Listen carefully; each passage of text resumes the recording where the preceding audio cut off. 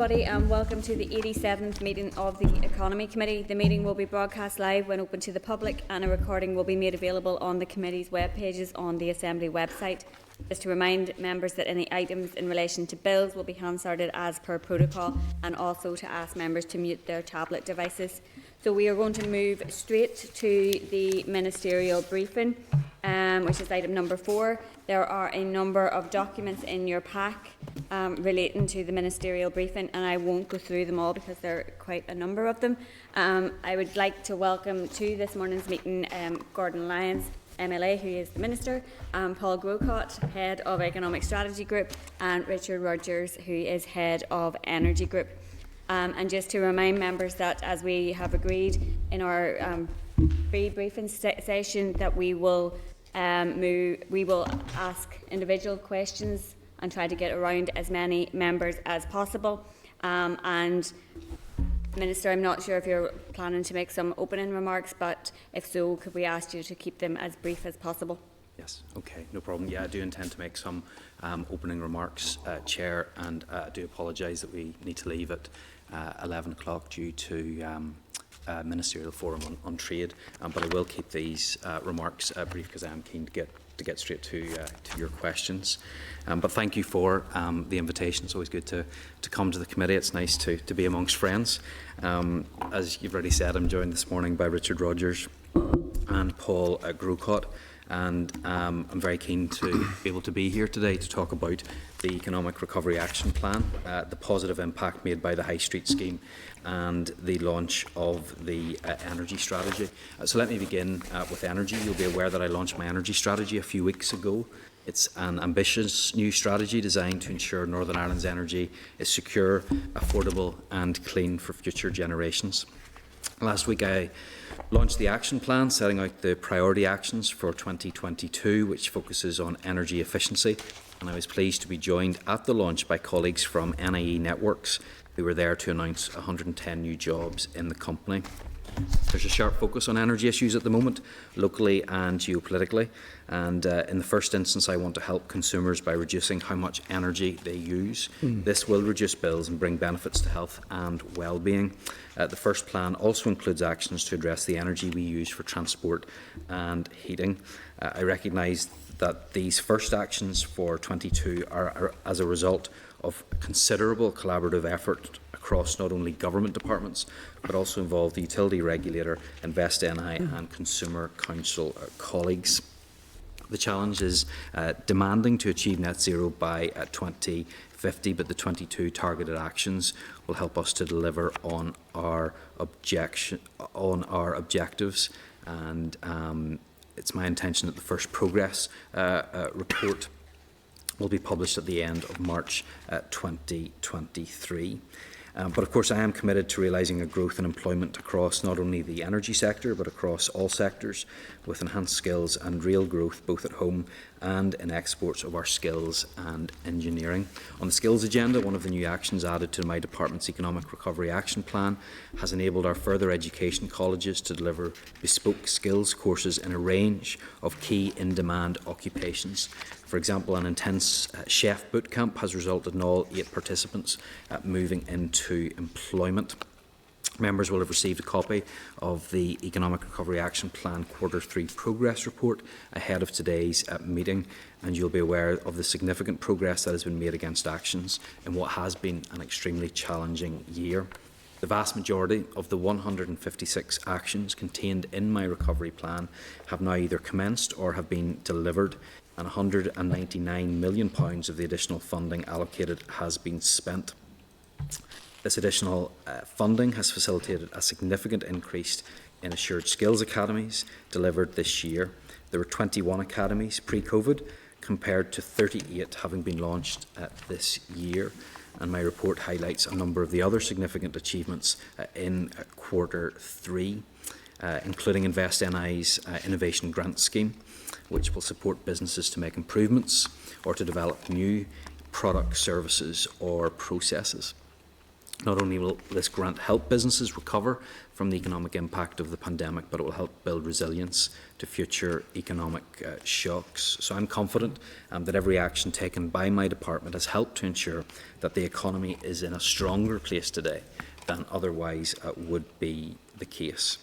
In terms of the High Street scheme, the full impact of that is still being measured and evaluated. It's my intention to publish detailed information on the verified spend figure once the data has been properly verified and analysed. However, it's clear from the positive feedback from a wide variety of businesses and organisations across all parts of Northern Ireland that the scheme has been successful.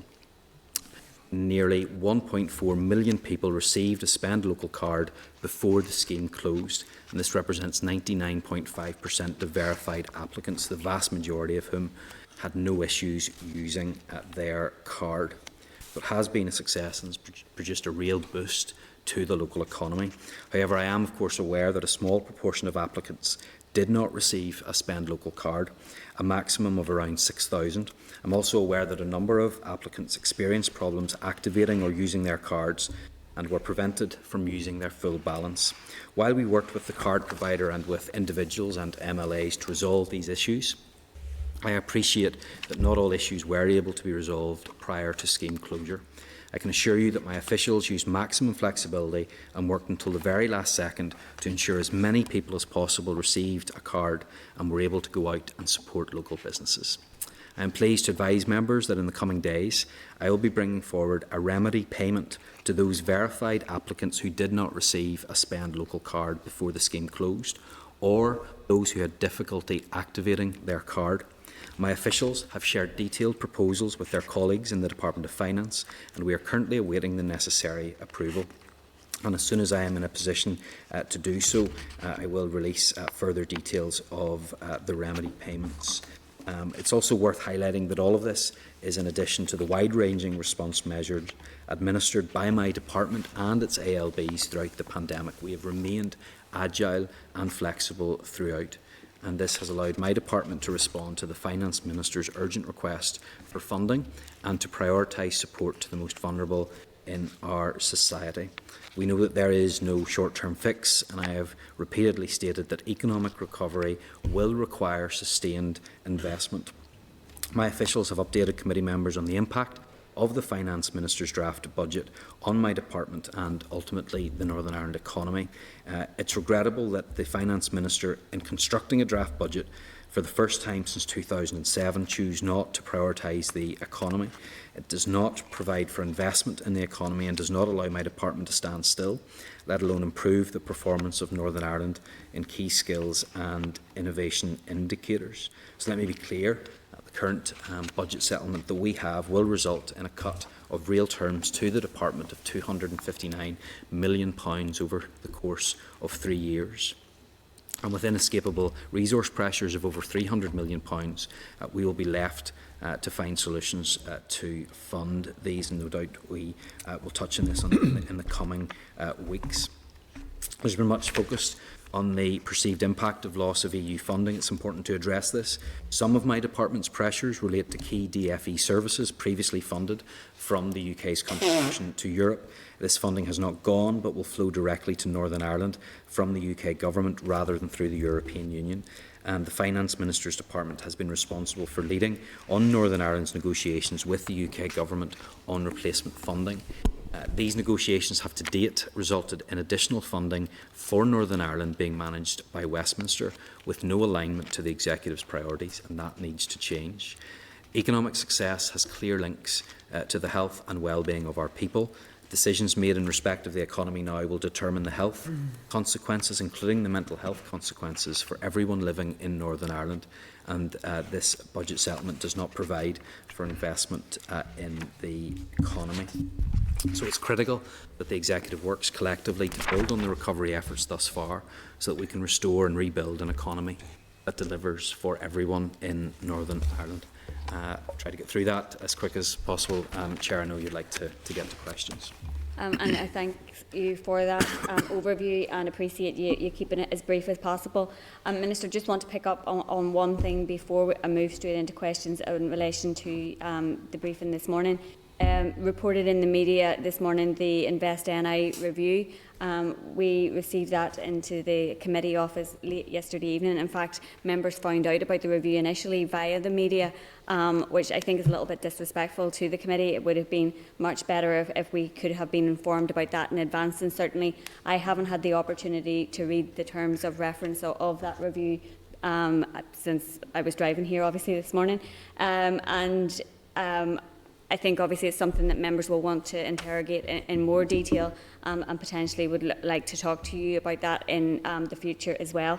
So just on that, Chair, I have spoken to Sir Michael because we were very keen that the views of political parties more generally, but the Economy Committee specifically, was able to have its say around the review and the next steps. So we're keen to do that, and we're keen to make ourselves available because I think the Economy Committee have an important role to play. Appreciate that, and we I'm sure will take you up on that. I think everybody will be glad to hear that the High Street Voucher Scheme remedy is being worked on, and I want to put on record my thanks to Paul and his team for all of the work that they did in responding to the many queries that we sent through to them over the course of the scheme's administration, and as soon as we could have details of that, that would be, again, much appreciated. So it's just moving on then, I'm going to start with the budget, and you have indicated that the lost EU funding, which is substantial, which, as you've indicated, funds core department activities, will flow back to us from the British Government. Unfortunately, we have absolutely no guarantees of the amount of that, or the administration of it, or the timing of it, and it leaves a huge hole in the department's budget for those core activities. So, can you indicate how you intend to address that? Yeah, well, look, it is a huge concern to me that we don't have that clarity yet in terms of the Shared Prosperity Fund. Although it is something that is led on by the Department of Finance, and the Finance Minister will lead the negotiations in regards to that. I think it's particularly important that now that we have this commitment from the UK Government that at a minimum those EU funds are going to be replaced.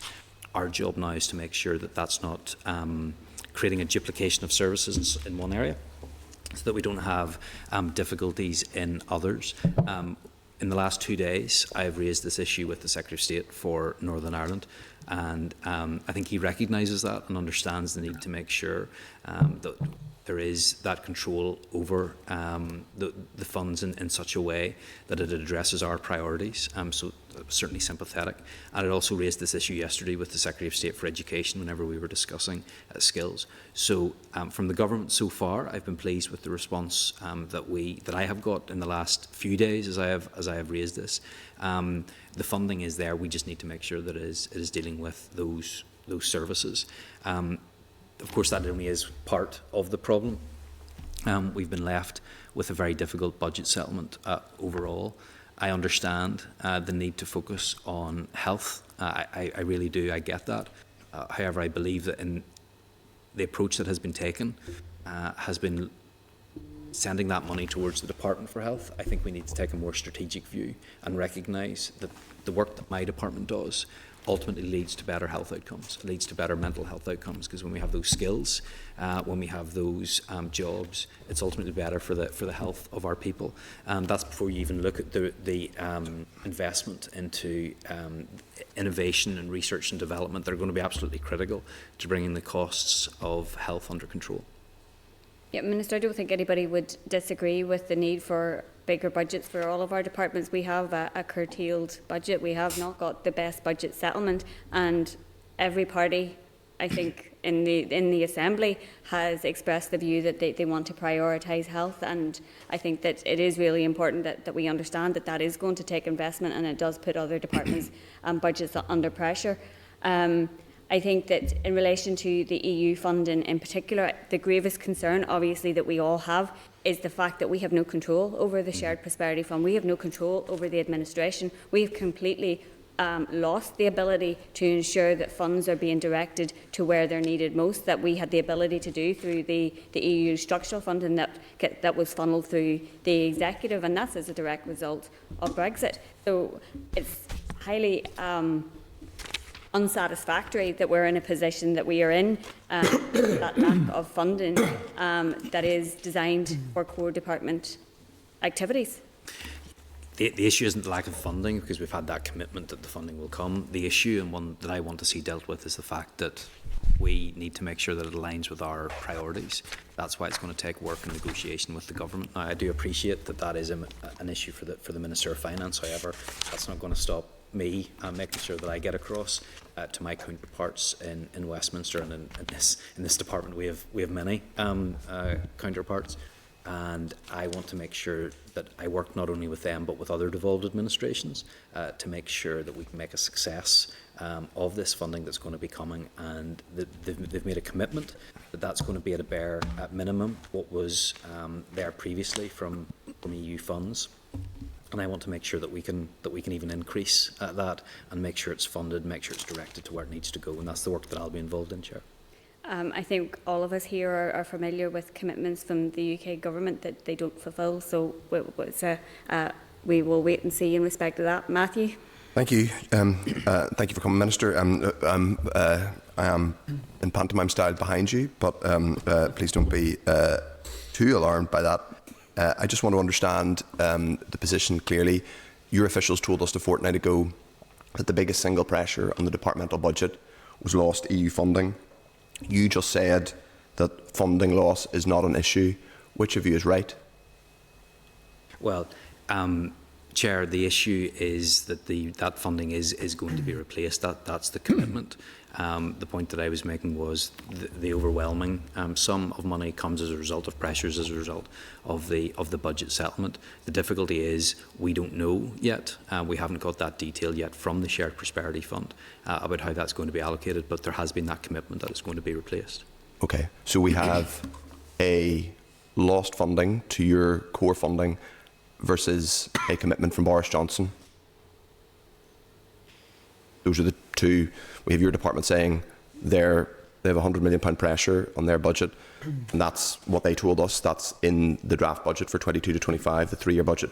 And on the other hand, this is my final question, Chair, we have a commitment from Boris Johnson. I'm just understanding that's your position.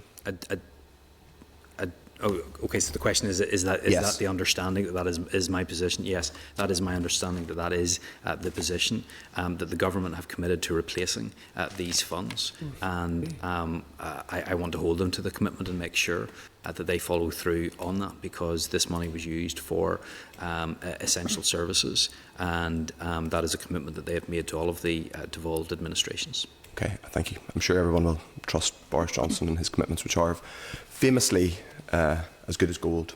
Well, Chair, this is why I have been working with my counterparts and keeping the pressure on to make sure that they follow through on that. Stephen. Thank you, Chair, and thanks, Minister, for the presentation. Just to go back, you touched upon the Spend Local scheme. Obviously, it was a very successful scheme. We're all aware of that. It was a short and a longer-term boost to our town centres and right across our country and our local businesses. Just, you touched upon it there, some folks genuinely missed out on getting their £100 card through no fault of their own. Could you just elaborate a wee bit more on the next steps available to them? Yeah, absolutely. Well, look, I think the first thing is that we do need to recognise that this scheme was a huge success. And speaking to businesses and individuals right across Northern Ireland, it has been welcomed, and I think that it's right that that is recognised. I know some people made the point, or tried to argue the point, that this in some way simply just replaced Christmas spend. That wasn't the case, because when you actually speak to businesses, they said that they were busier than they had been in many, many years. And it wasn't simply the case of people using an alternative method of payment, but instead they were seeing increased business. A lot of the time, because people were going out to treat themselves, they were doing something that they wouldn't normally have done. So it has been a success. It was an innovative scheme. It at times was a difficult scheme, but it was successful. But I do recognise the concerns that many people had, and I want to say as well, I do recognise the frustrations that many people had. It was very, very difficult if you were trying to get your card and it didn't arrive, or you had problems activating it. So it goes back to your question. There's a lot of people through no fault of their own weren't able to avail of it, and those are the people that we're trying to address at this stage. Those that either didn't receive their card, or those that received their card and couldn't activate it, or were having problems at some stage using the card, perhaps later on in the process, or those who, through no fault of their own, weren't able to get the card for whatever reason, or there was some problem on the part of the department or the company rather than the individual. So those are the three cohorts that we're trying to deal with, and I understand that members here were frustrated at the length of time that it has taken for us to come forward with this remedy, but I hope people will understand that an awful lot of work needed to go into determining, first of all, how many people were affected, the ways in which they were affected, how they could be properly sorted out, for want of a better term, and we've come to this position now where those are the people that have been identified, those that were verified but didn't get their card, those who couldn't activate their card or had problems with their card, or those who, through no fault of their own but the maladministration of the department, were able to get sorted out. So we've identified those categories. Look, it's not possible for us to reopen the card scheme to print more cards and everything else. Again, that won't be possible. So what we will be looking at instead is a direct payment through back system payment, so that people can be compensated in that way. And I hope that they will use what they receive for the purpose that was intended, that they will go out and support those local businesses. Okay. Thank you, Stephen. Keith? Okay, thanks, Chair, and thanks, Minister, for coming along. Minister, my question relates around the energy strategy.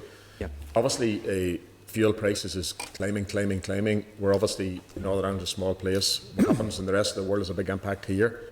And obviously what's happening in Russia could have a bigger impact here again. What will your energy study or the energy strategy do in the short term, medium and longer term to try and control those energy prices for Mr. and Mrs. Joe Public, and what impact can it have on those world-dominated, prices? How can you control it here? Yeah. Well, look, I think this energy strategy has the potential to have a significant impact, because at its core, I'm trying to make energy more affordable, and I'm trying to make energy more secure for people and for businesses here in Northern Ireland. And our focus first and foremost is on energy efficiency, because the cheapest form of energy is the energy that you don't actually use. So that's why there's a significant emphasis in the strategy on making sure that we use energy as wisely and as smartly as possible as well, using smarter technology to make sure we have a better use of energy and that we're using less as well, so that we can make sure that bills are lower for people. Ultimately, that's what we're trying to do. So energy efficiency in the first place, but ultimately we want as secure a supply of energy as possible, and that means more homegrown energy.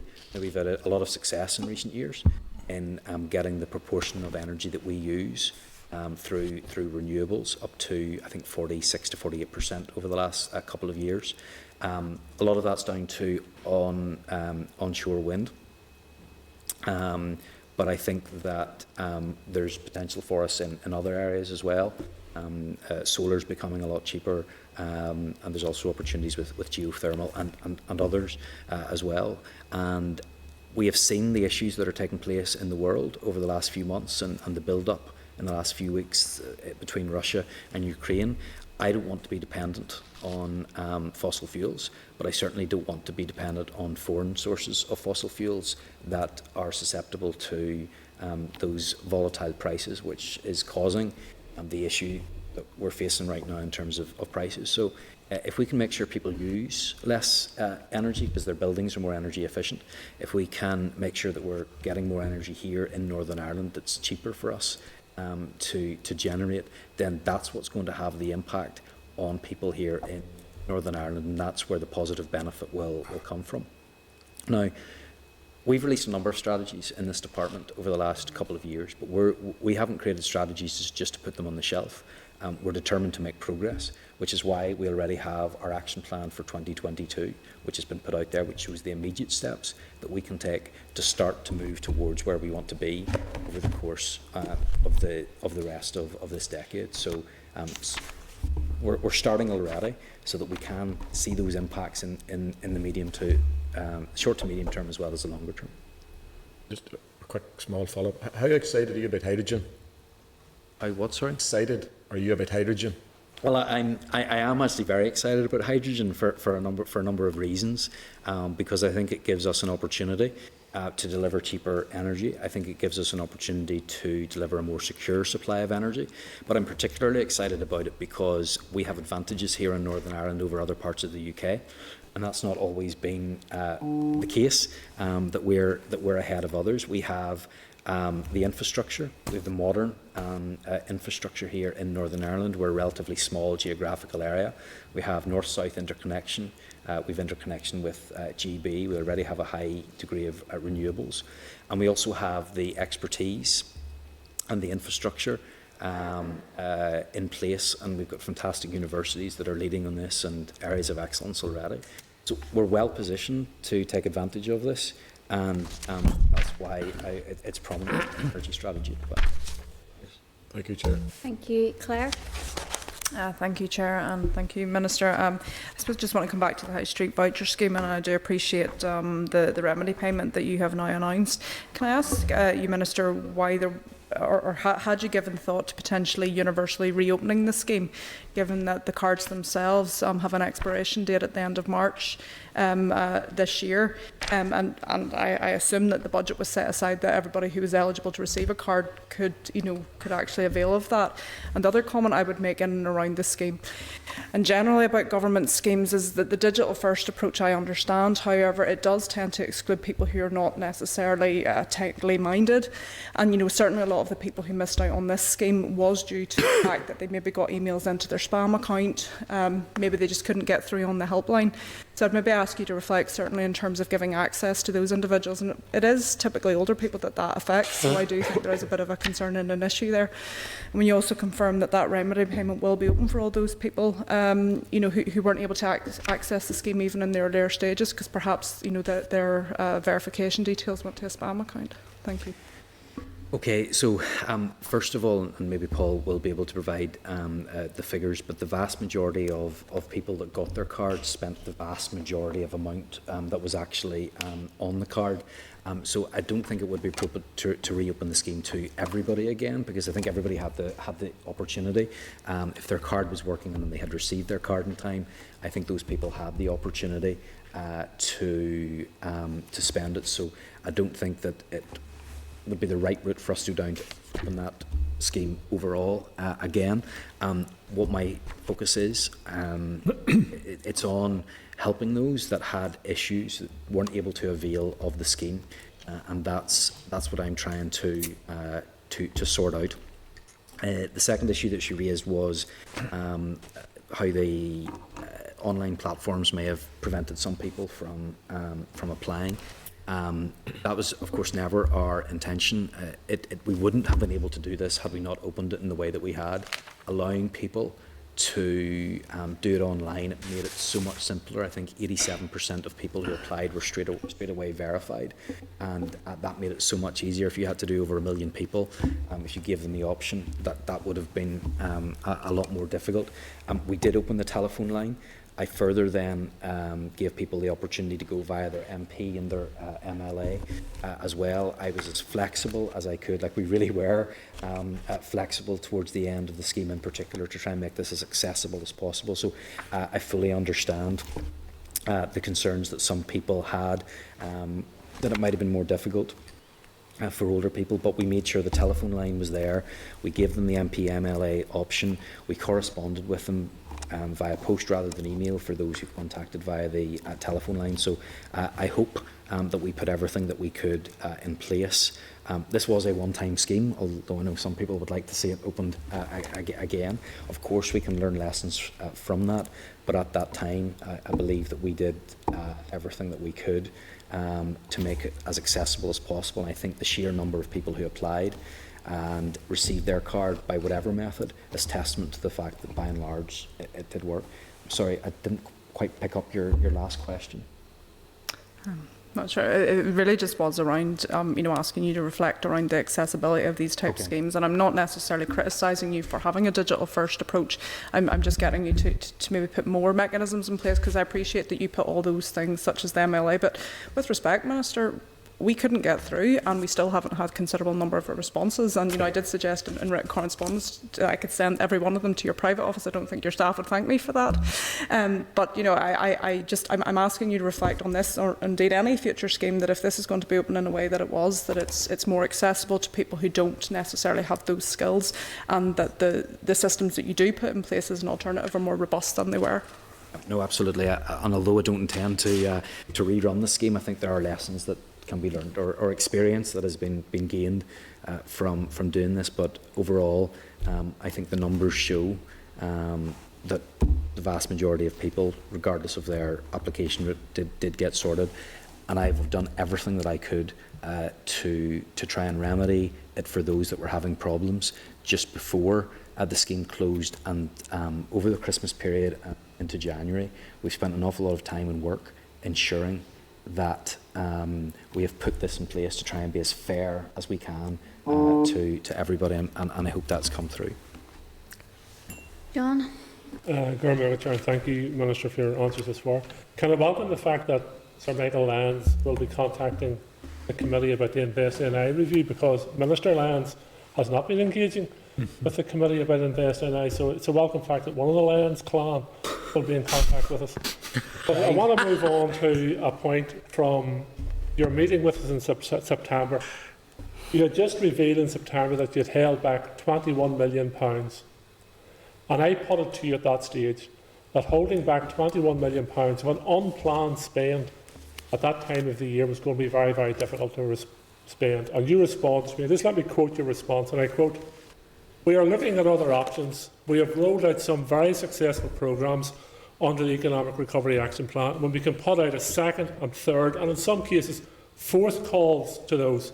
Officials are looking at that, and as I said, I am more than happy to keep the committee updated." End of quote.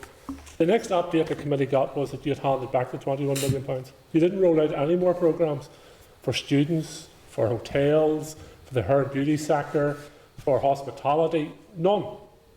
So why did you hold that back at £21 million at that stage?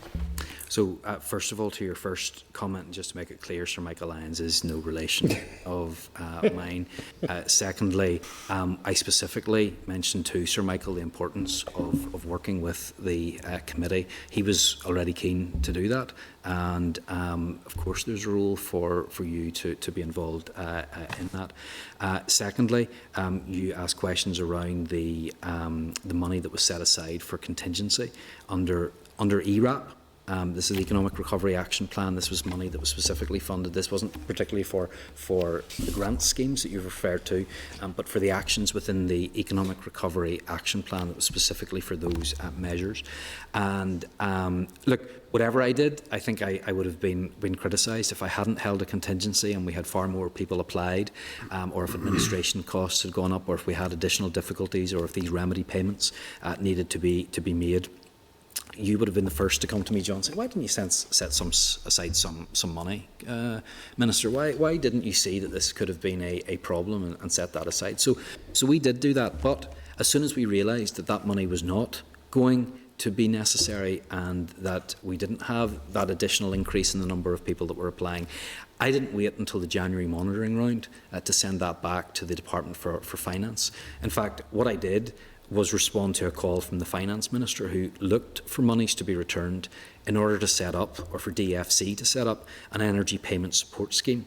That scheme is now rolling out. It's £55 million, and because of how we managed the money in this department, we were able to send that back to those who really were in need and who really did need it. So I think it's only right and only appropriate that at the earliest opportunity, when we knew that we did, I didn't leave it to January monitoring, we sent it back, and that was then able to be used for something else. Just a quick follow-up, Minister. It's difficult for me as a committee member to lobby for more money for any minister if they can't spend the money they have. When looking at budgets, etc., I say to myself, well, is a department or a minister prepared to spend that? But just in relation to budgets, are you now prepared to say that the cuts, or the options paper, which was presented to us a couple of weeks ago in relation to cuts to EMA and student support, that's not an option that you'll follow through on?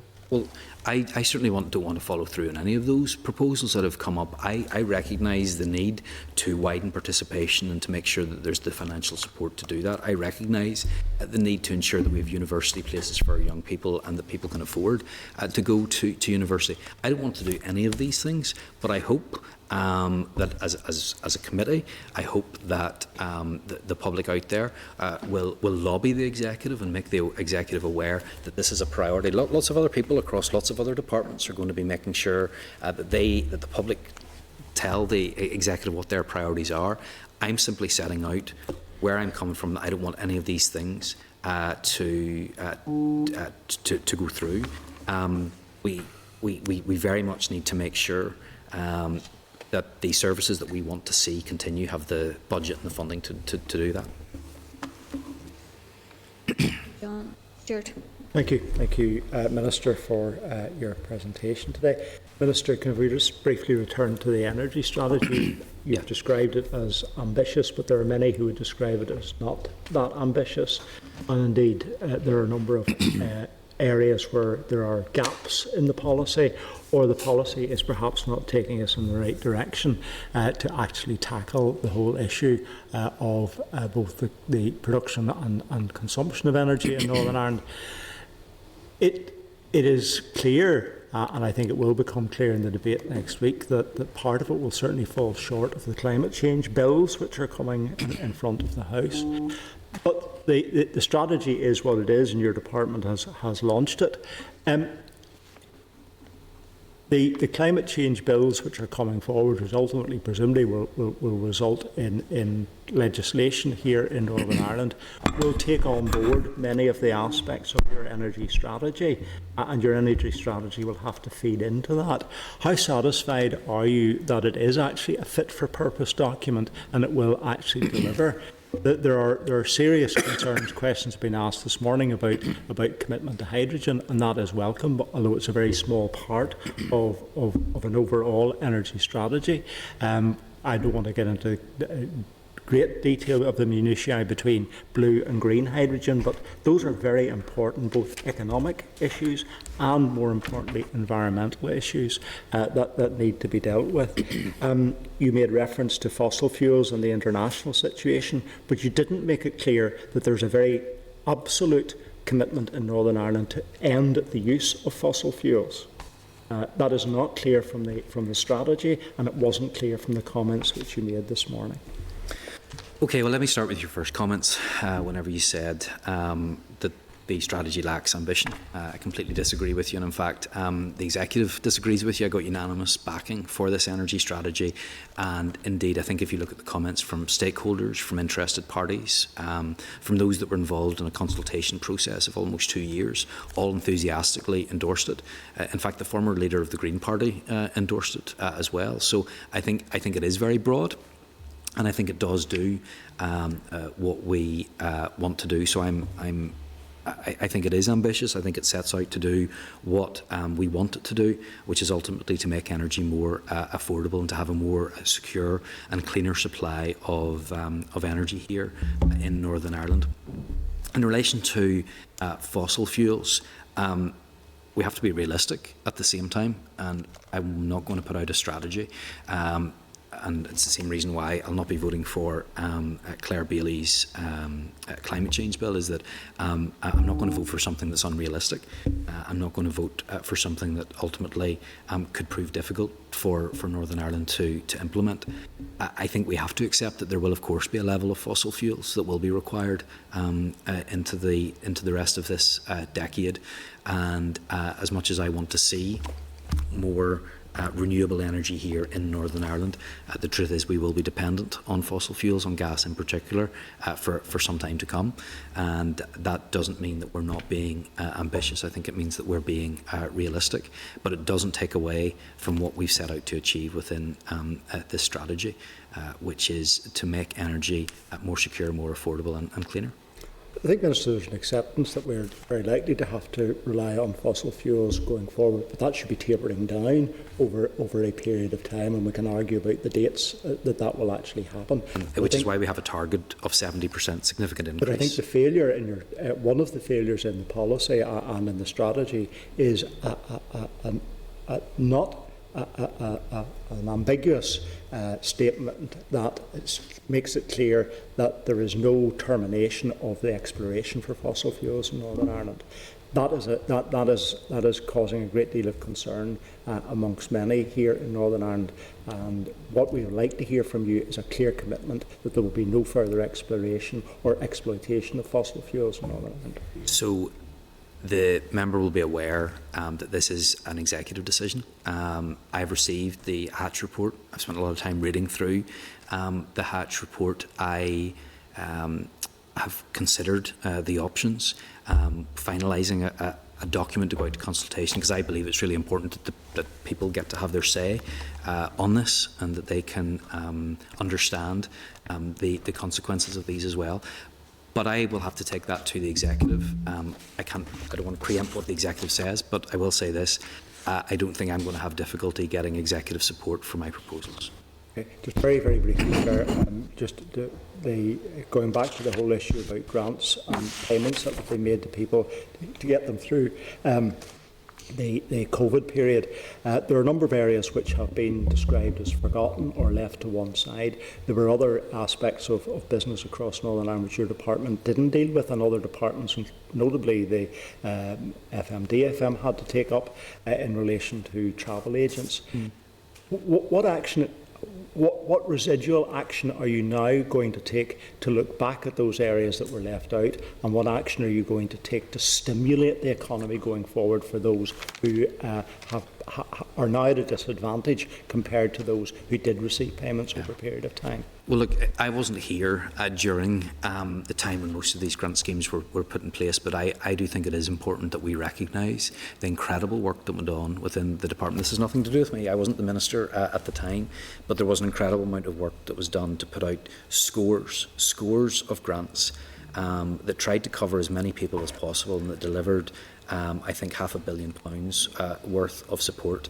My permanent secretary was here at the beginning of this crisis, and said that there was the possibility that 100,000 jobs could have been lost by the end of 2020 because of the interventions that we put in place through this department, and because of the support from the UK government through furlough. That has not materialised. In fact, we're in an incredible position right now compared to where we thought we could have been. We're far beyond even the best case scenario, and we did cover as many as we could. Look, there will always be those that may have fell through the cracks. I recognise that. It was always going to be difficult to cover everybody. He asks what we can do now to help stimulate the economy, and for me, what we can do is, first of all, a relaxation of restrictions. I think it's really important that we allow businesses to trade freely again, and we're almost there. Restrictions that were put in place were extremely damaging, and I'm glad that we've moved beyond that. But secondly, we need to instil confidence, and all too often, executive ministers and the media and those commentators have been quick to make comments that I felt have damaged that confidence, and damaged the confidence of businesses and damaged the confidence of consumers. We have work to do beyond just giving out grants and giving out funds, because sometimes our words and actions can go a long way to helping. So I think that's an important role that we can play over the next few weeks and months, and for me that's one of the most important things that we can do. Very briefly, Minister, are you Stuart, sorry, can we come back? Yeah. We'll come back. Okay. Mike. Chair, thank you. Minister, on page 26 of the Energy Strategy, there's a detailed estimated capital investment table, which suggests you need 761 million per annum for each of the next 10 years. How much of that comes out of your departmental budget? So sorry, give me the page reference again there, Mike. 26. 26 of the Energy Strategy. So you see the three columns must be on a of different capital investment. It's 761 per annum. How much comes from your budget? So, in terms of the investment that's required to deliver the energy strategy, there'll be a lot of different factors that will determine that. Some of this will come from UK government, some of it will come from us as a department, some of it will be for businesses, and some will be for individuals. But as you probably know, I can't give an exact figure on exactly how much will come from my department, because we don't know how this is all going to play out over the coming years, and where that balance is found. Okay. So in your action plan for 2022, you have 22 action points. Yep. Only 3 have a budget line, and the total is 25 million. Is that the spend for the forthcoming financial year? So I'm going to ask Richard if he would come in on this. Richard has been involved heavily in the energy strategy and will be able to give a little bit more detail on some of the specifics, I hope. Yeah, no, I mean, that's some of the money. For example, the £10 million that's mentioned in the Green Innovation Fund will come from central government, and we're close to securing that, and that will be out with the budget settlement that was talked about earlier. I think the important thing is we envisage there will be a range of sources for funding each year.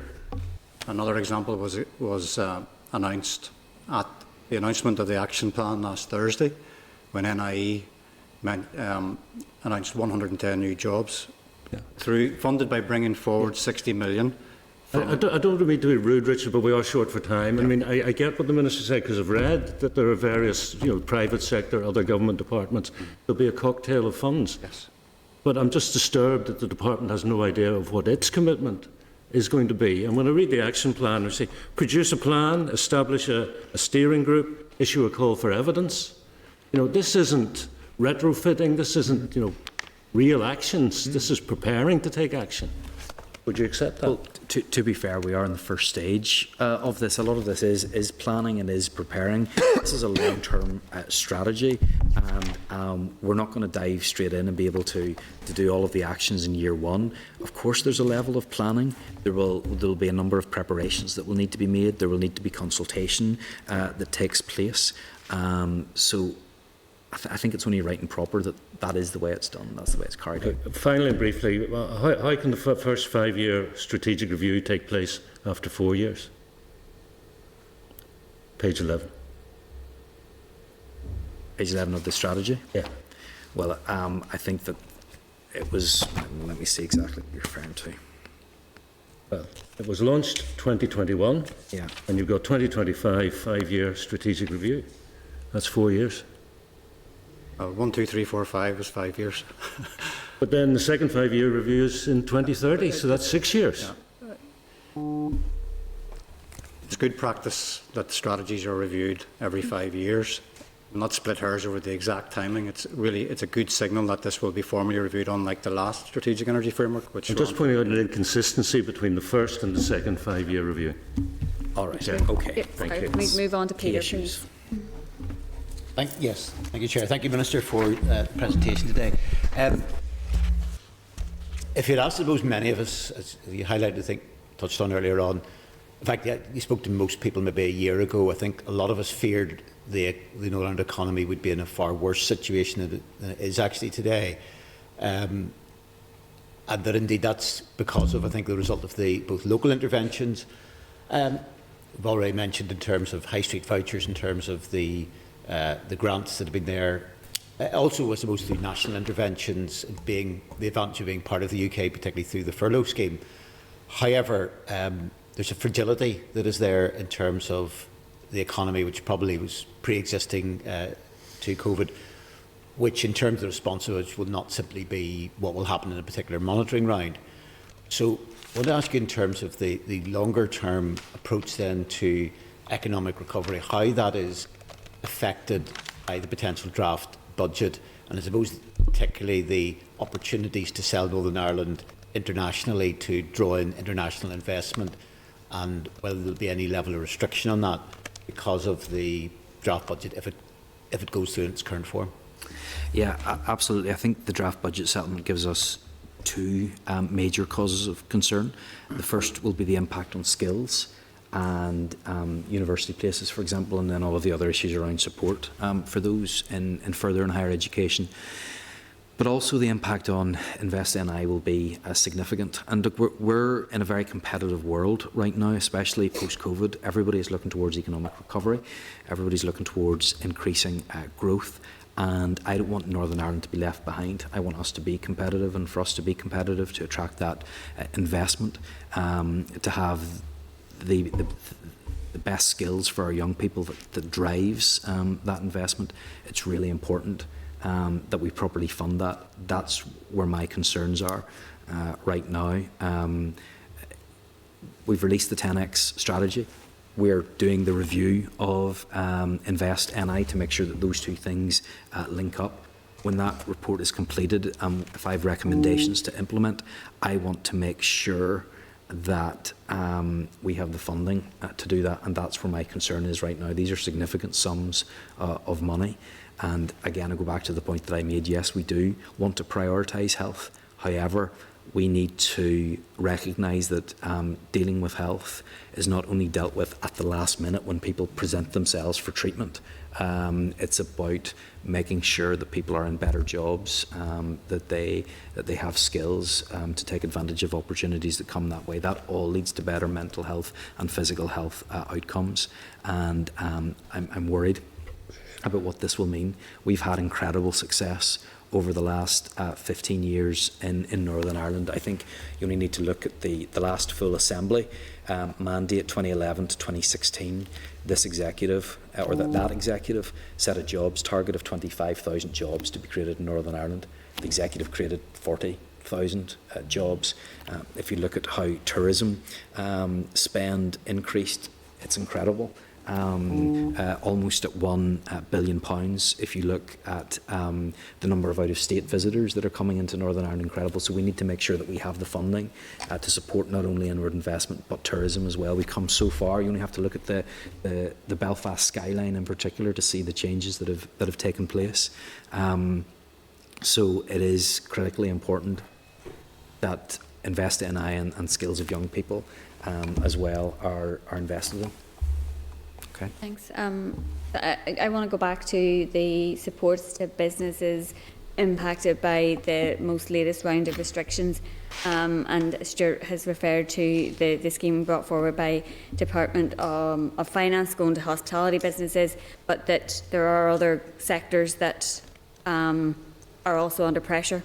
So do you and your department officials recognise that there are some businesses out there in other sectors that require support?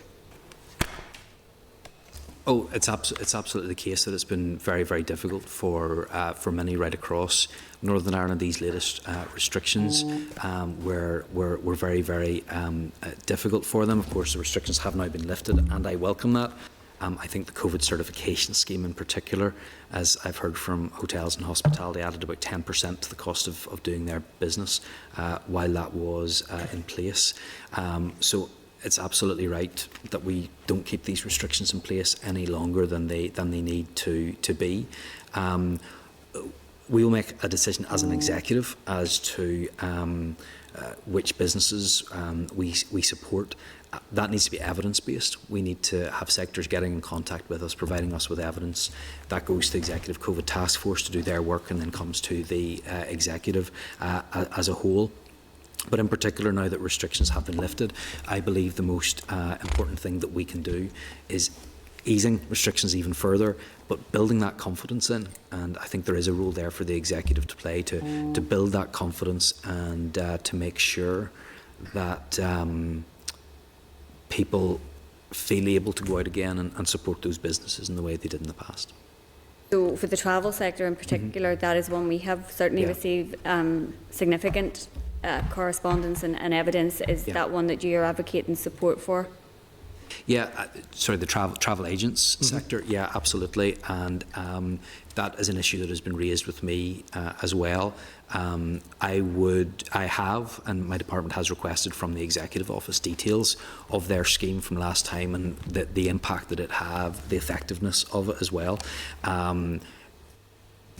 TO had previously ran the scheme. I understand there's not agreement to run that again. I'd rather not just start from scratch. if the Executive Office have that information, it'd be really useful if they could share that with us. We have requested that, we haven't received it. But they have that baseline, they have those that were involved as well. And so if we can get that information through, and if the business case stacks up, it's something then that the Executive COVID Task Force and then the Executive Committee can look at. Thank you, Minister. I fully support Minister Murphy's budget. I believe that we do need to invest significantly in health. We need to recruit more nurses, more doctors, cut the waiting lists, more investment in GPs and primary care. But I also accept that creates difficult decisions for ministers such as yourself. But in the options paper that was presented to us, I want to return to that.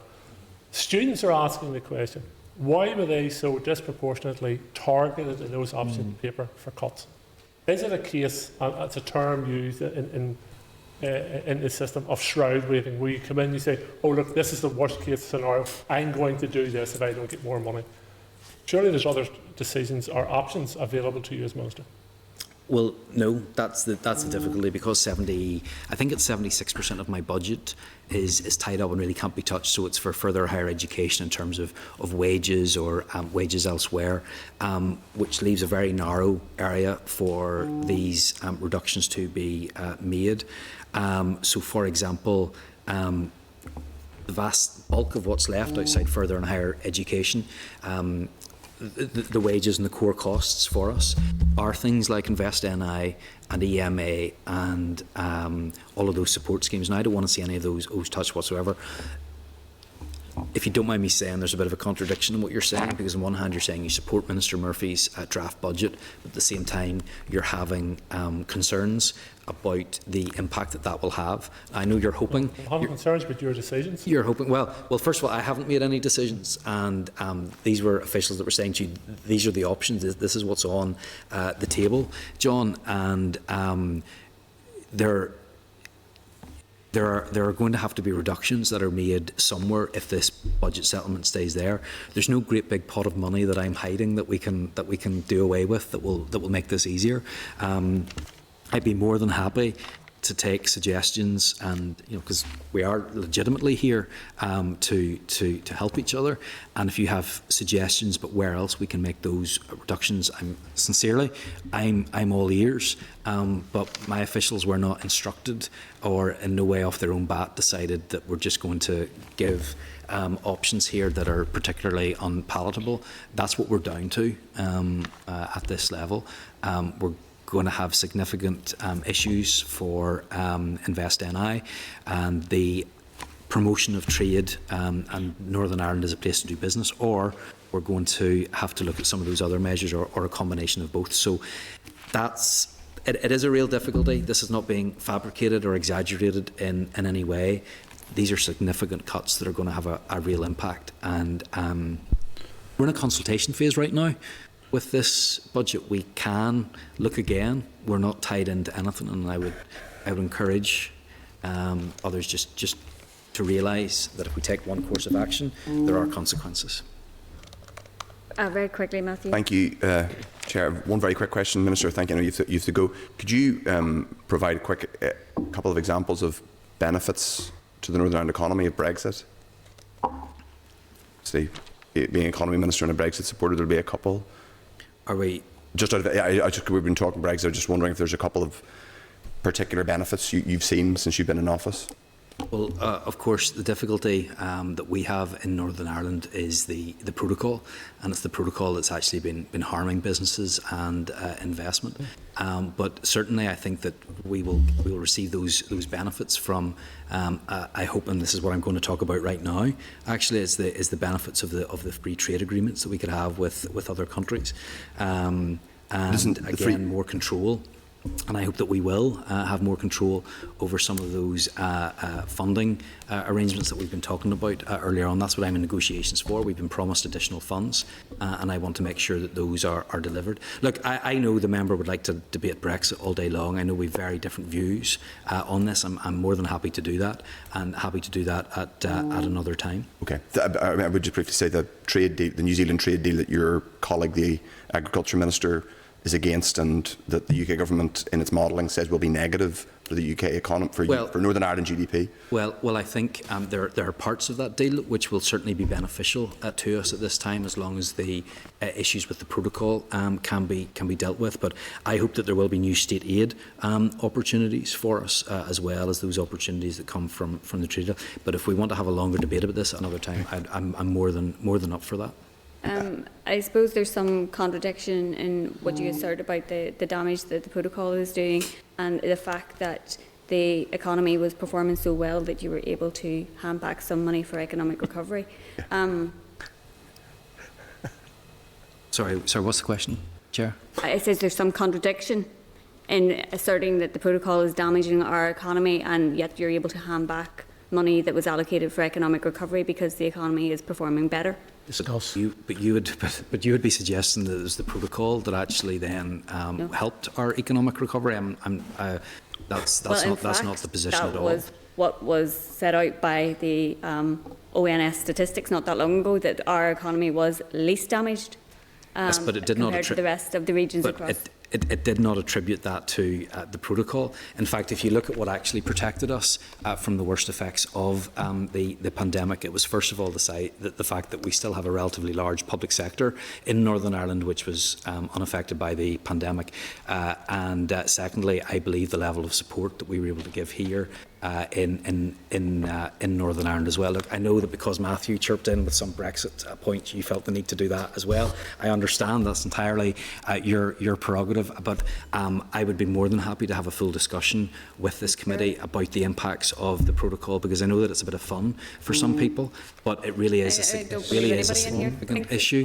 It's having a real difficulty for businesses in Northern Ireland. I've tried to explain that to the individual members of this committee and to the Assembly as a whole. However, I think there's still a lack of understanding about the impact that it's having. Personally, I believe that we can do better, and I want us to do better than what we have right now. I don't believe that the trading arrangements that we have in place are the best that we can have. I think that we can do better. I don't want to charge people for bringing goods from Great Britain into Northern Ireland, but that's what's in the protocol. And people here called for the rigorous implementation of the protocol, which includes charging people from bringing goods from Great Britain into Northern Ireland. And remember, we've 14 different mitigations or grace periods in place right now, which are shielding us from the worst effects of the protocol. When those go, we're going to be facing serious economic harm. And I just hope that people realise that, and there would be actually a willingness now to work towards solutions rather than to carry on with this idea that the protocol is in some way a benefit to Northern Ireland. I hope that the Minister's party is happy to work towards solutions to implement the protocol effectively. Yes. So, Richard and Paul, would you be happy to stay for a little bit longer just to respond to some questions that members might have additional to what we've been able to get through? Hard luck. Okay, I wasn't aware that was going to be the case, but the officials are happy to do that.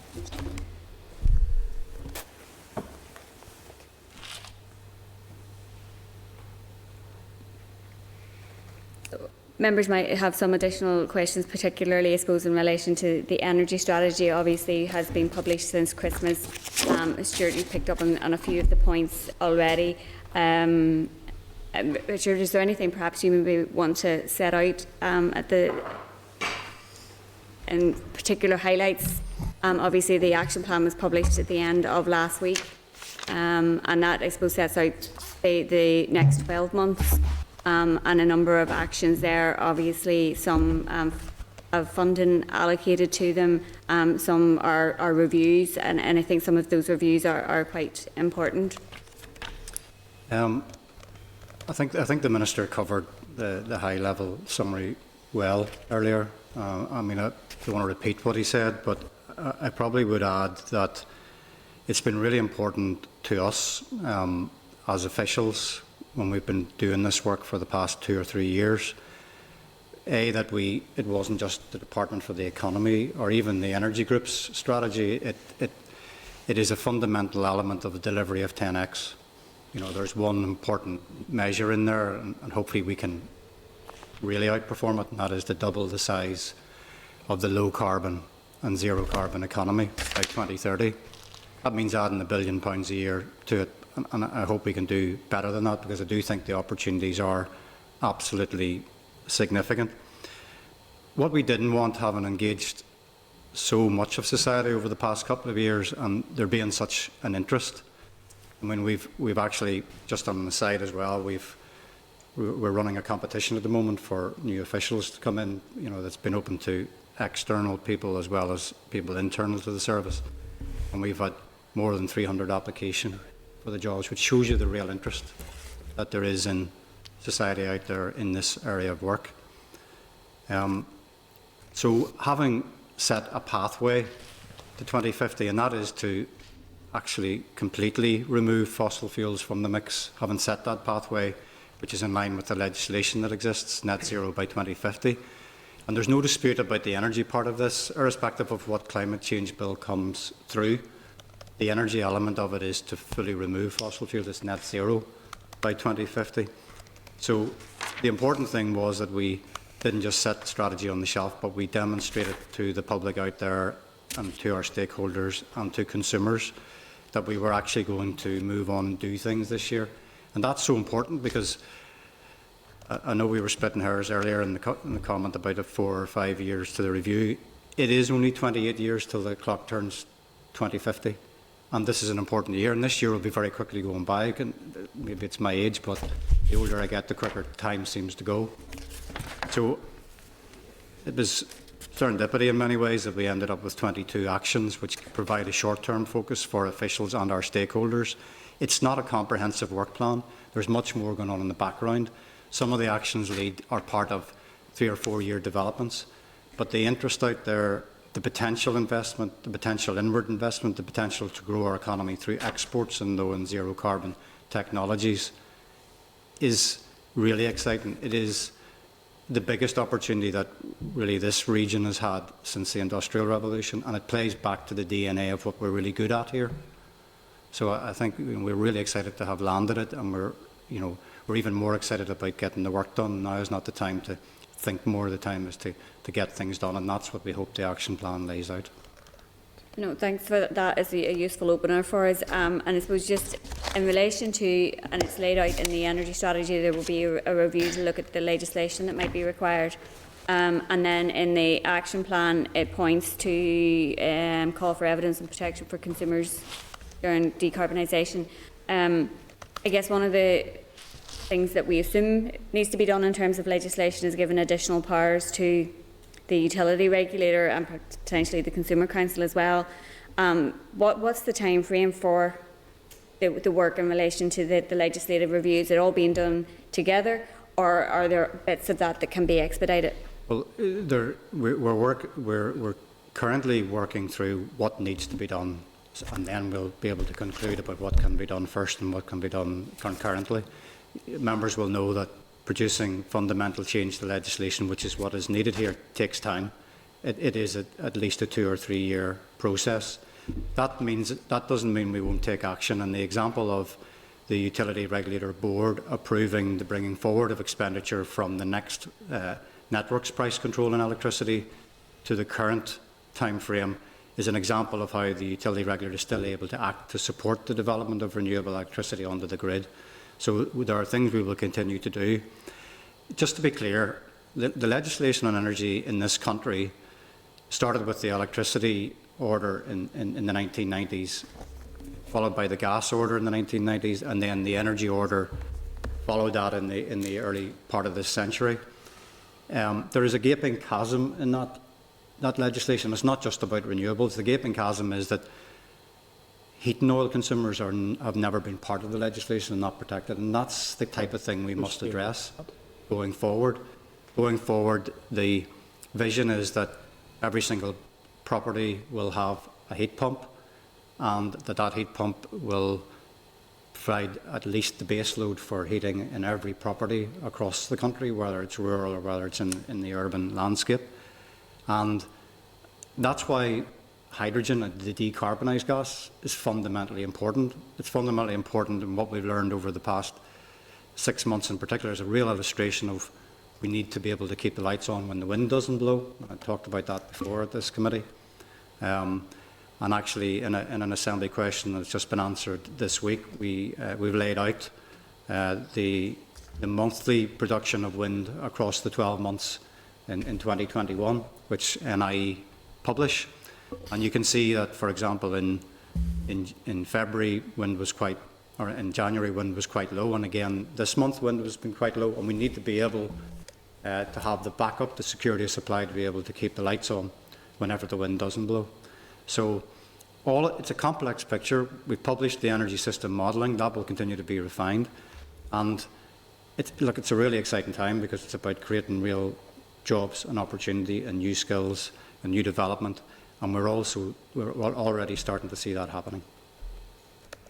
I have a list. Peter, you were next on the list. Yeah, no, it wasn't related. Mine wasn't related to the energy strategy, but it maybe depending upon. Yeah, go ahead.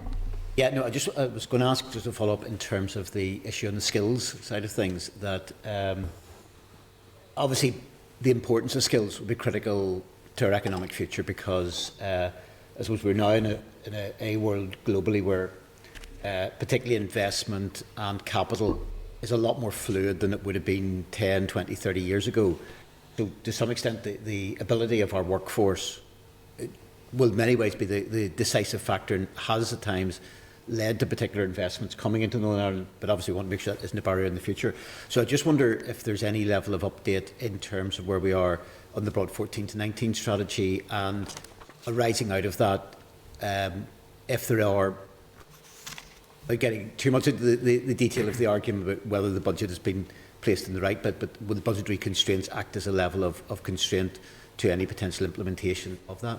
Yeah, sure. So our 10x economy recognises the strategic importance of that, and the colleagues are working on the skills strategy. Unfortunately, neither Richard or I are leading that bit of work, so it would be more appropriate if through the clerk, if you wrote to Heather and the team. Well, look, I'm sure they could provide you with I appreciate. I mean, probably initially I had that.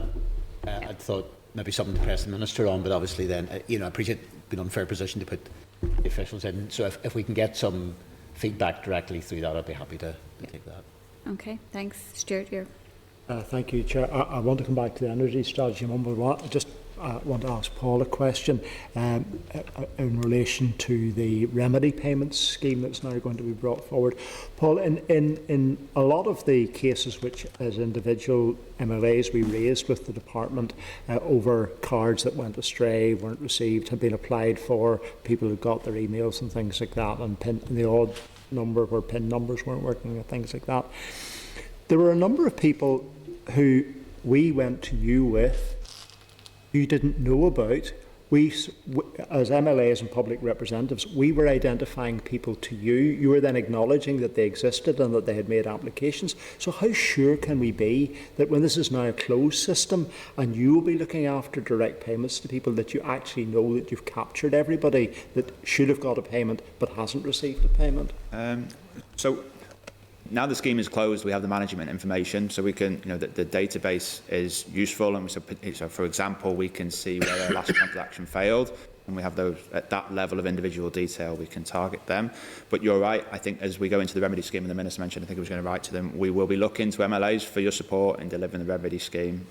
Okay. I'm certain that we wouldn't have been able to do what we've done without your support, and we will look to you again for your help, just to ensure that people are entitled to remedy do get it. But I would have high levels of confidence that the data is going to capture the vast majority of people that are entitled to the remedy.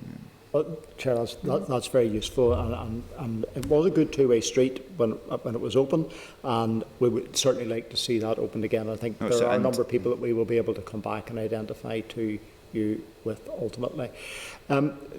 Different subject area, but I think again an area you may have some responsibility for.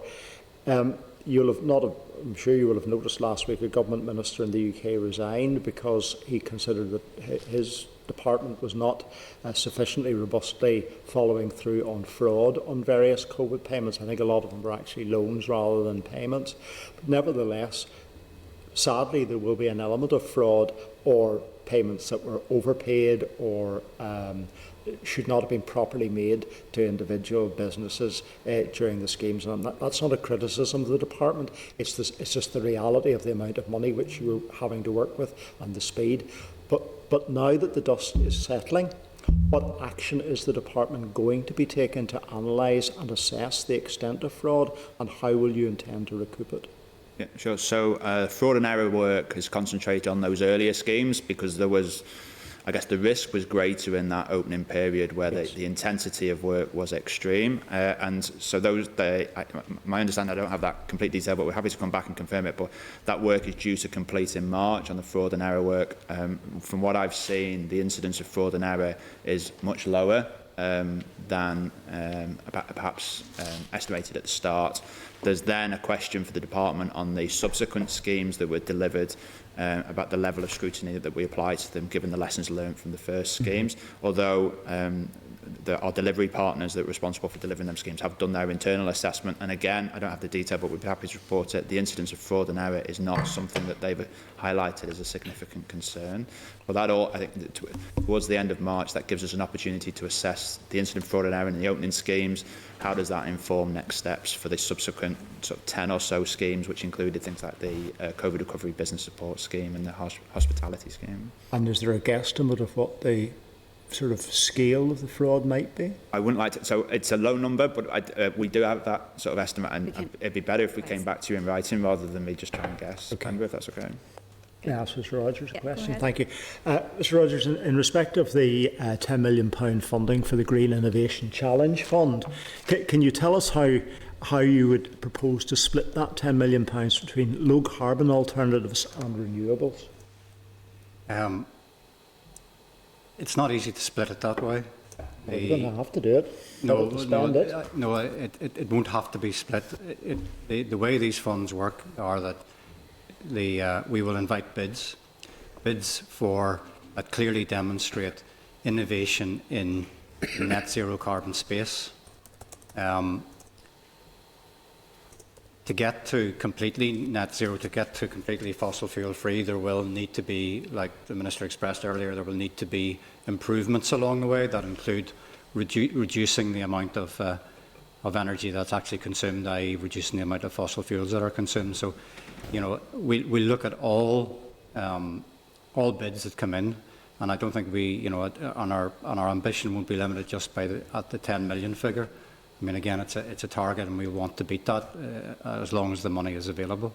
But would that not? I appreciate that hopefully there will be a great deal more money to be able to be spent. But in that initial £10 million, will that not sort of set the scene in relation to the department's direction, whether it's either low carbon or renewable?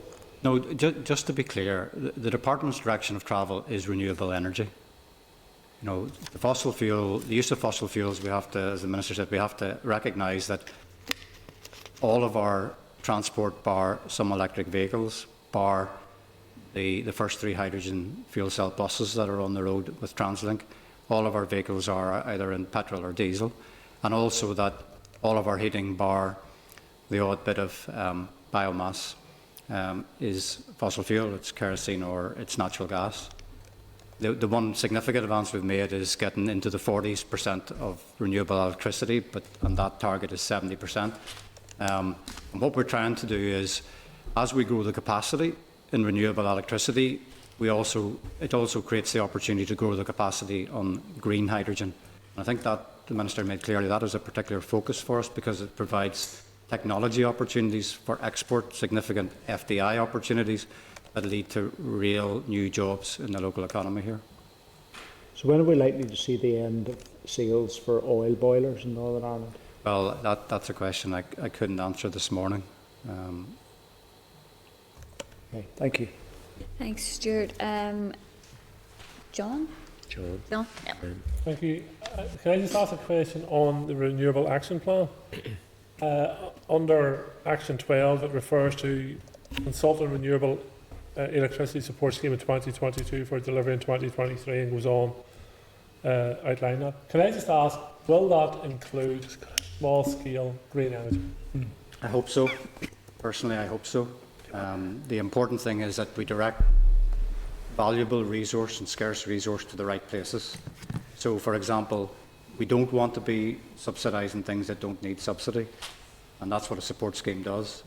The direction of travel, both across the water and on the rest of this island, is a kind of insurance policy, a contract for difference or a renewable energy support scheme where effectively a reasonable price to give a reasonable rate of return on investment is set, and anything under is covered by consumers, anything over is paid back into the pot. And the idea is that it should be the target set should mean that it shouldn't cost too much.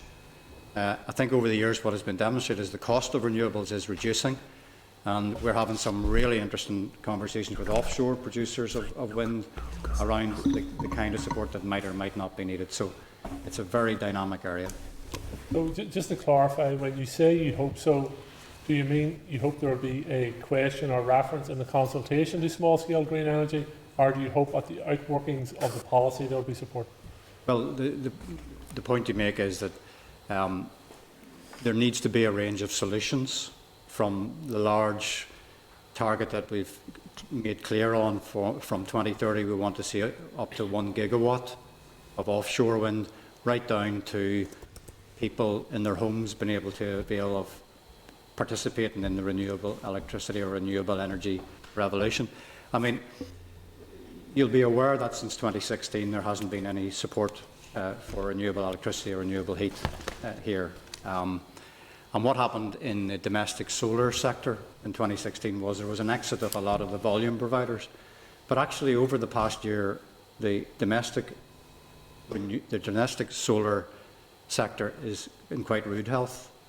So able to pay householders are able to, for example, just as a broad number, invest in 5 megawatts, 5 kilowatts of solar panels for their home for about £5,000. That doesn't need subsidy any longer. So that's the kind of thing that this will need to look at. What do we need to do to ensure that people can participate right down to household level? Okay, thank you. Thanks, John. Mike? Chair, thank you. If I may, a question, one each. Paul, thinking of travel agents, is there a message of hope that you can deliver for them? And maybe while you're thinking of that, Richard, could we continue with the energy strategy, please? I'm now looking at the 5 opportunities identified on page 21. I just want to ask about a couple of them. In terms of wealth creation, you're making the point that in 2020 we imported approximately 2.8 billion of fossil fuels, and you say the energy strategy will lead to more of this money staying in Northern Ireland. Can you in any way quantify that or speak to it? Well, I'm happy to speak to it. I mean, it's been an accepted part of life here for more than 100 years that we pay somebody in a foreign land to provide our energy. Now, over the past decade, we've made great strides in terms of producing our own energy. And one of the exciting things about that is that in wind, for example, the costs are up front because actually the wind itself is free. It's something that we lead on. We don't lead on solar because actually it comes as no surprise that Spain is better at producing solar than we are. But there's still an opportunity for solar here, as I was just explaining. We can still displace £1,000 of grid electricity in our homes by having a solar array if we can afford it. You know, that's the opportunity for even for solar. But on wind, the upfront cost is the main cost. That means that once the capital is sunk, there should be a pretty stable price for consumers, and we won't have to endure the volatility in the future of whether oil is at $20 a barrel or whether it goes to $150 a barrel, and it's currently at $85 a barrel, and it's wreaking havoc across society. And people are cold in their homes this winter, and that is a disgrace for a developed society. So I think the future focus is on affordability because prices are more stable, and then government can wrap the support around it where people need it. And that's the exciting thing about getting away from fossil fuels. And of course, like coming back to the specific question, over £2 billion of receipts that don't have to go to a foreign country that can be utilised here instead. So you've touched on the second point, which is the instability of fossil fuel prices, but suggesting that renewables will be much more stable. But as we rely on wind, we will always need a backup for when the wind doesn't blow. So how do you justify the claim that renewables, particularly wind, will offer price stability? So the backup doesn't have to be fossil fuels, and that's why a lot of our focus has been already on the green hydrogen economy development. When we first started to discuss this 2 or 3 years ago, particularly with Westminster, their focus is on industrial decarbonisation. It's on the production of blue hydrogen through steam methane reform. That's not where we are. We don't have the industrial clusters. What we had instead was leading the way on investment in renewable wind. That in turn was leading to a phenomenon that we were experiencing and nobody else was, and that is when the demand isn't there, Sony switch off the wind turbine or the wind farm, and that happens overnight quite a lot. So that was when we started to look at the opportunity of actually using that wind instead of switching it off, because, as I said, it's free in inverted commas. And that's why electrolysis, what we did in the school lab back in the day, is quite exciting, because that electrolysis provides a decarbonised gas. We know that NI Water have been trialling it successfully, and I don't want to talk out of turn as far as their trial is concerned, but they have the need for the oxygen. The oxygen is there it allows them to expand the throughput at a wastewater treatment works, which we know are at capacity in many places with the same footprint. But the hydrogen, very soon, the hydrogen from a commercial-sized electrolyser that this year will be used to fuel our buses on our streets, and I think that's really exciting. I'm not advocating this as a solution, I stress, but was any consideration at all given to a nuclear power plant for Northern Ireland or Ireland? Well, we know that there have never been any nuclear plants across the island as a whole, and that pretty much is our position. There are no plans from GB government for nuclear here. Thank you. All travel agents feel abandoned? Nothing more to add than to what the Minister mentioned earlier on. I think it's to the Chair's question. I think he noted that it's executive level decisions from officials' perspective. It's about whether the business case stacks up and its engagement with colleagues and TEO that have delivered a similar scheme. And that's the current position. Okay, thank you. Thank you both. Thanks. I am aware you have generously give us your additional time. Oh, sorry, Stephen. Just briefly. Yeah, go ahead. Thank you, Chair, and thanks, Richard, as well. Just briefly, if you could touch a wee bit on biomethane and what you see as the potential for that. Obviously, we have a rich source of farms and agriculture right across our country, and I think we have huge potential, and some would even see it, as a cleaner and more effective way than hydrogen even. Yep. Obviously, we have advantages over GB in terms of our more up-to-date network and stuff. Yep. So in 2 minutes, biogas is a renewable fuel because it's short life cycle carbon. So the carbon dioxide that is released whenever the fuel is used is actually the same carbon dioxide that was absorbed during the growing season for the vegetation. So it's defined as a renewable fuel. DERA is now chairing that group, as it's now established. DERA is now chairing a steering group on biomethane, and rightly so, because the richest source of biomethane will be from the agriculture sector. We expect an important research report that's been done by AFBI to land soon, relatively soon, will show the capacity and the opportunity for biomethane in Northern Ireland. And then finally, I'm delighted to see that the utility regulator has moved on work with regard to both the technical element of biogas injection into the natural gas grid and the commercial aspect, so things like health and safety and the network codes that are required to allow the biogas to be used. So all that is progressing in the background, but the illustrative point is that the establishment of the steering group, which is cross-government, to make it real, but there's real potential for biogas, and that plays to the receipts staying in this country rather than buying fuel in. Thanks, Richard. Thanks, Chair. Thanks. I have a final question that I'm not sure either of you will be the officials to answer, but it's in relation to the issue around red diesel and the real concerns that have been expressed by construction, manufacturing, quarrying around the change to entitlement to use, which comes into effect in April. The Finance Minister had written to him around it, and he indicated he hasn't had any representation yet from DFE around that issue. So just wondering, are either of you over that particular one? I would just simply say that unfortunately tax is a finance matter for the Minister of Finance. We did support work during the summer at the passage of the bill across the water for one of the power plants, who, as we know, have use backup diesel at the moment. So, but that's our only involvement from an energy perspective to date. Okay, well look, thank you both for staying on and giving us a wee bit more time. We do appreciate it. And any additional questions that members had that weren't picked up, we can fire through. Pieces of information. Okay. Yes. Thanks. Okay, so we are going to go back to Number 1, apologies we have. item number 1, which is our apologies. We don't have any apologies today. We then are moving on to item number 2, which is the draft minutes from the meeting held on the 19th, which is at page 5 of your pack. Are members content that that's an accurate reflection of the meeting? Okay, thank you. Moving on then to item number 3, a number of members attended the informal meeting last week around the loss of ESF funding. There is a background note at page 15 of our pack.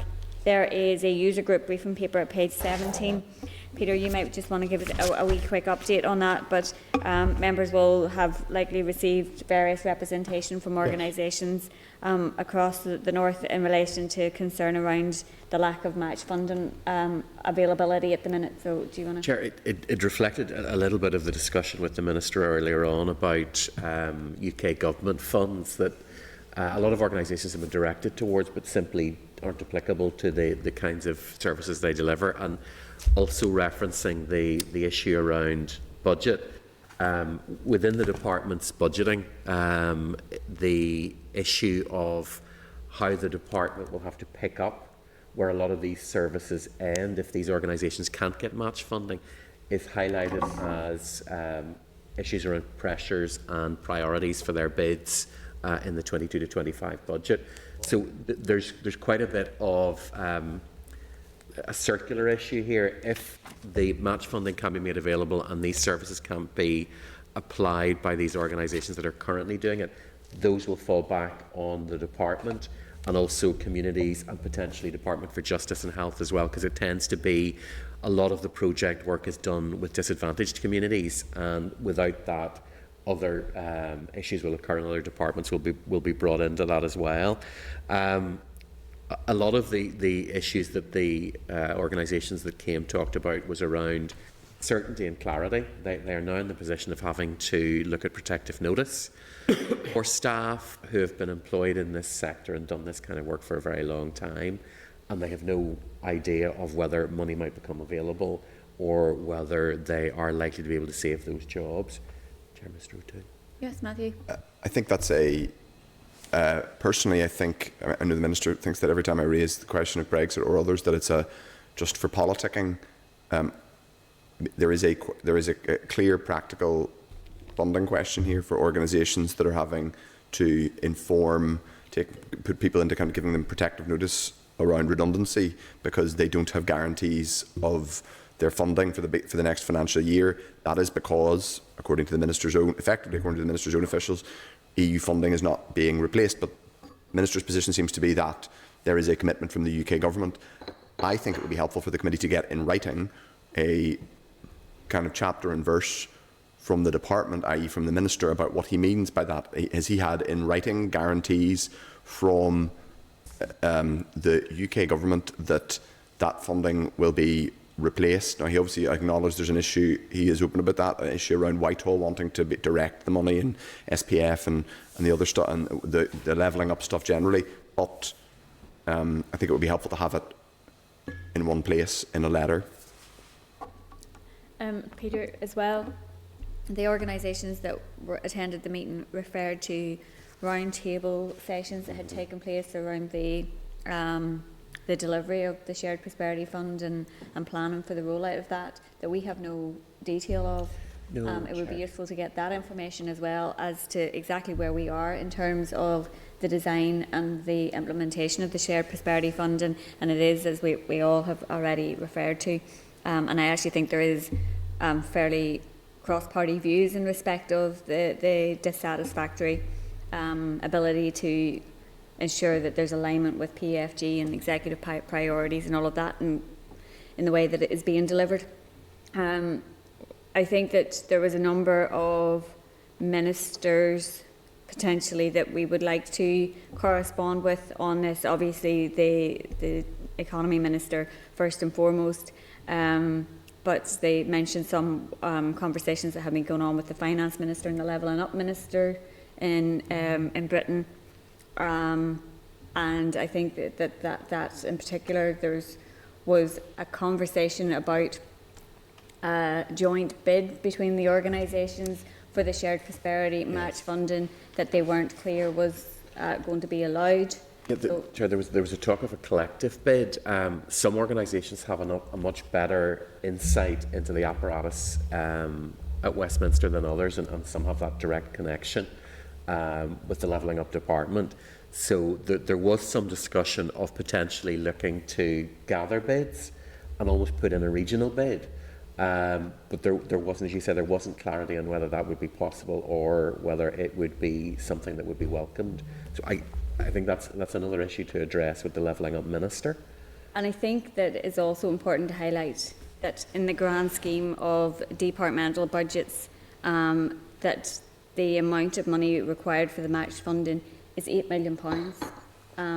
And ultimately, the department could seek to find that within its departmental budget if it's so desired. And I think that's something we need to strongly refer to in terms of our correspondence with the Minister. So, okay. Move on then to the next. Just to also remind members that there is an informal meeting tomorrow morning with the Association of Travel Agents. So obviously we have raised that issue with the Minister this morning. There is some information there at page 4 of table papers in relation to that. It's a briefing paper from Anita. So moving on then to item number 5, which is our matters arising. 5.1 is a response from the department, page 32 of table papers, regarding the issues raised by Workspace Group around, funny enough, the issue of the loss of £20 million of ESF funding. The department outlines that DFE and DOF continue to seek full replacement spending power for EU structural funds and the ability to spend it in a way that reflects local priorities and local structures. Obviously, we've just dealt with that particular issue, so that's for noting. Then 5.2, there is a copy of the SL1 from the Department of Justice at page 35 of table papers in relation to the domestic abuse sharing with schools, etc. regulations NI 2022. This is for information only, given the committee's scrutiny of related legislation currently. So that's to note. Then page 64 of table papers is the 10th report of the Examiner of Statutory Rules, and then page 72 is the 9th report of the Examiner of Statutory Rules. So we had some technical issues with the table pack, particularly not accepting documents, so they are in places you might not expect them. But just to be aware of that, it's all there, but it didn't seem to want to do it the way we wanted it done. Okay. 5.5 then, there's a copy of the Utility Regulator's third stage consultation on modifications to the Sony licence at page 84 of table papers. That's to note for now, but it's an issue that the committee will want to come back to. Chair, it's maybe worth highlighting this is an issue the committee looked at before. We previously had Sony up to talk around this issue of governance and so on. There's still work to complete, but I would be hopeful we can bring it back prior to the end of the mandate, because there are a number of issues there that the utility regulator will want to pick up with, and that will, I'm assuming they will also want the support of the committee on. So we look to try and get that organised before the end of the mandate. Okay. So then 5.6 is a copy of the committee's forward work programme at page 198 of table papers. So that's just to ask members if they are content to have the briefing sessions planned. Chair, we also now have the date for second stage of the 0 hours contract bill. So that we weren't really anticipating necessarily to come when it has. So we start to look at process around that. I think I'm right in saying our 30-day time limit on that, assuming it goes through on Monday, is the end of 14th of March. 14th of March. So it puts us in a strange place where theoretically the committee could do its scrutiny and clear committee stage by then, but the bill wouldn't be able to move in time for the bill to progress further. Or the committee can take longer, about a week, and do more scrutiny so that the bill report, I suppose what I'm trying to say is the bill report then will be more useful when the bill, and if the bill is picked up then in the next mandate. It just would give more time.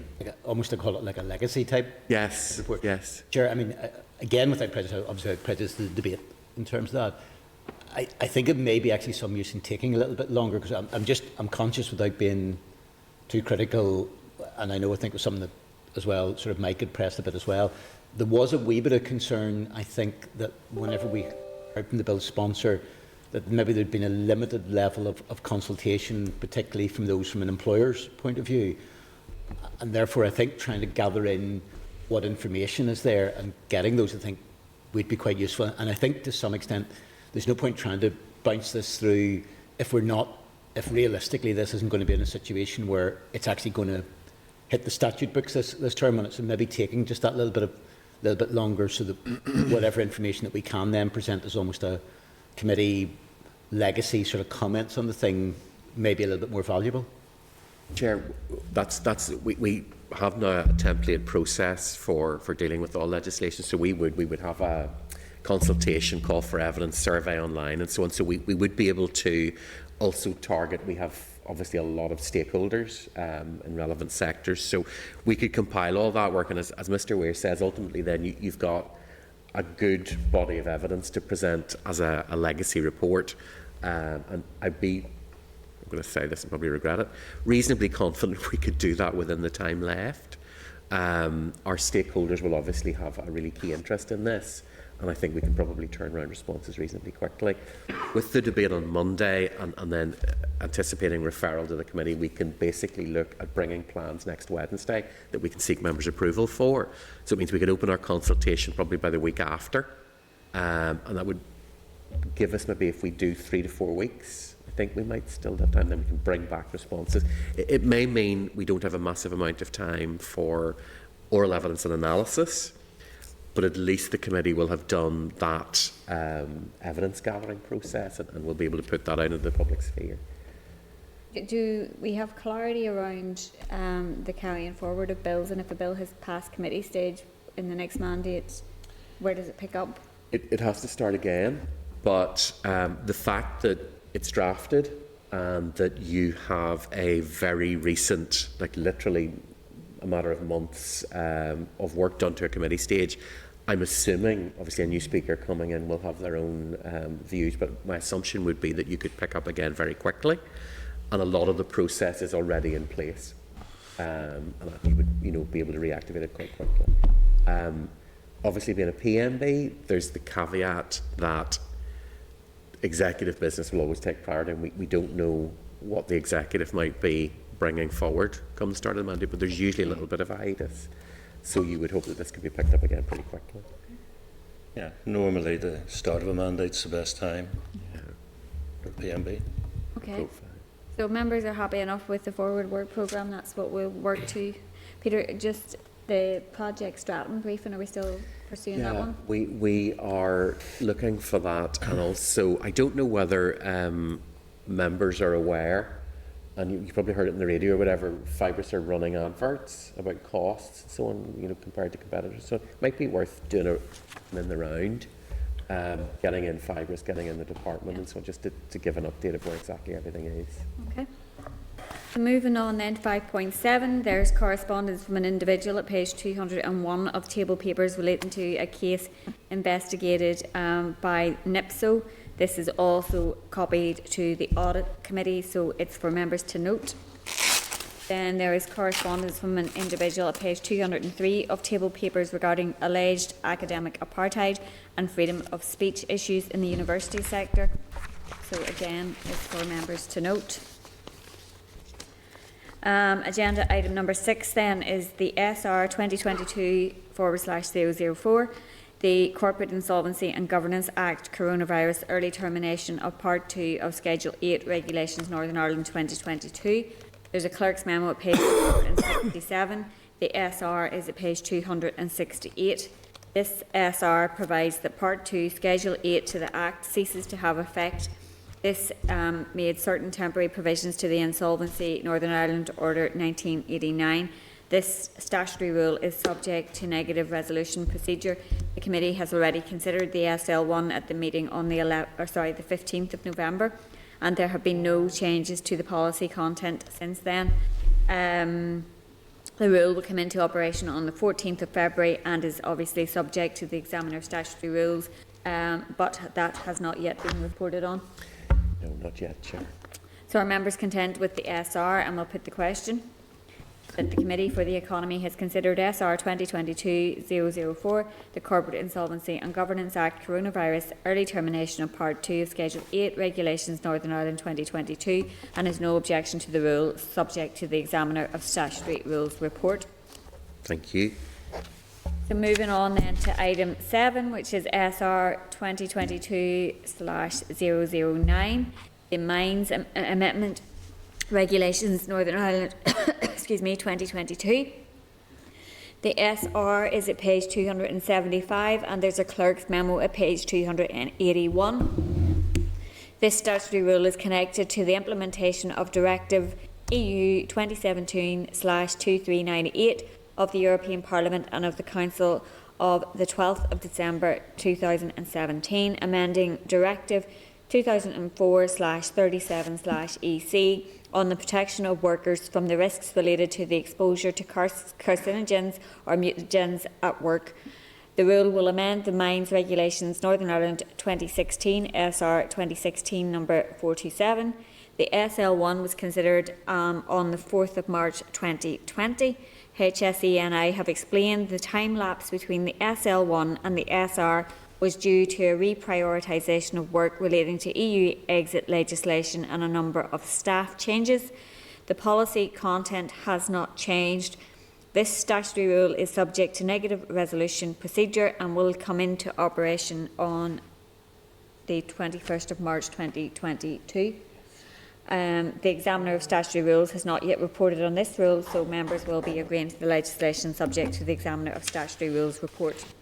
Are members content? And we will put the question that the Committee for the Economy has considered SR 2022/009, the Mines Amendment Regulations Northern Ireland 2022, and has no objection to the rule, subject to the Examiner of Statutory Rules report. Thank you. So we are going to do the formal clause by clause of the Domestic Abuse Safe Leave Bill. There is correspondence from the bill proposer, Rachel Woods MLA, regarding a query on clause 4 of the bill at page 283 of our packs. The raised paper is at page 284. The Hansard of the 19th of January informal clause by clause on the bill is at page 220. There is also correspondence from the bill sponsor, Rachel Woods MLA, at page 224 of table papers regarding the financial costs of the bill. The clerk circulated the bill and accompanying EFM yesterday evening as they couldn't be uploaded to the pack, those technical issues. An issue was raised during the informal clause by clause at last week's meeting in relation to clause 4 of the bill and whether it was the intention of the bill sponsor to have no commencement date. The bill sponsor has responded, indicating she is content with the wording as drafted and draws the committee's attention to clause 4.2, which states that the other provisions of this Act come into operation on royal assent, which includes an annual report being published and guidance about the bill's implementation. Also, in relation to the financial costs of the bill, the estimated costs initially given to the committee are now outdated.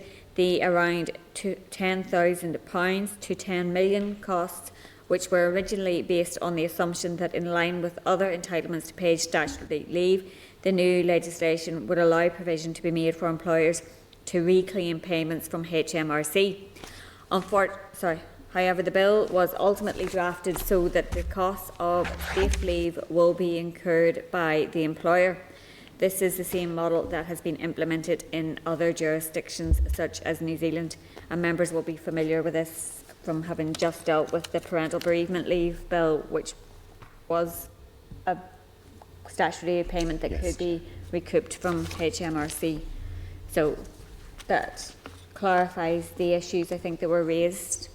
Those were, if members recall, last week at the informal, members were content with clauses 1, 2, 3 and 5. So clause 4 was the one where issues had been raised. And now we have the correspondence from the proposer of the bill, who has indicated she is content with it as drafted and would wish that the committee would agree the bill as drafted. So if members are content and there are no further issues they wish to raise, we can do formal clause by clause.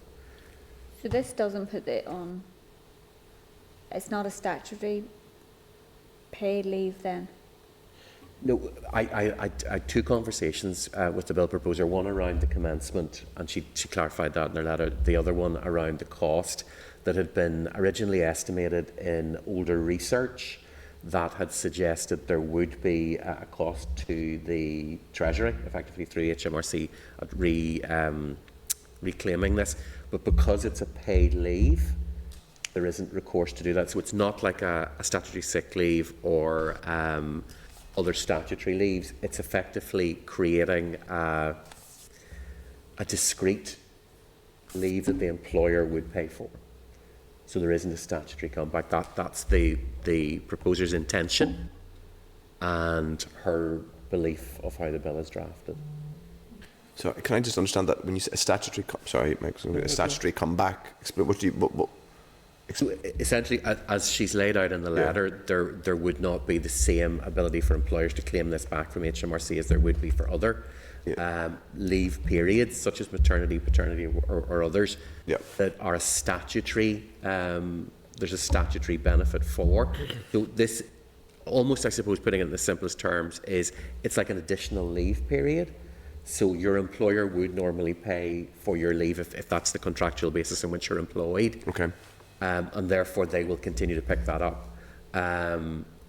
So the 10 days that's referenced in the bill would be treated as other paid leave, if that makes sense. Yeah.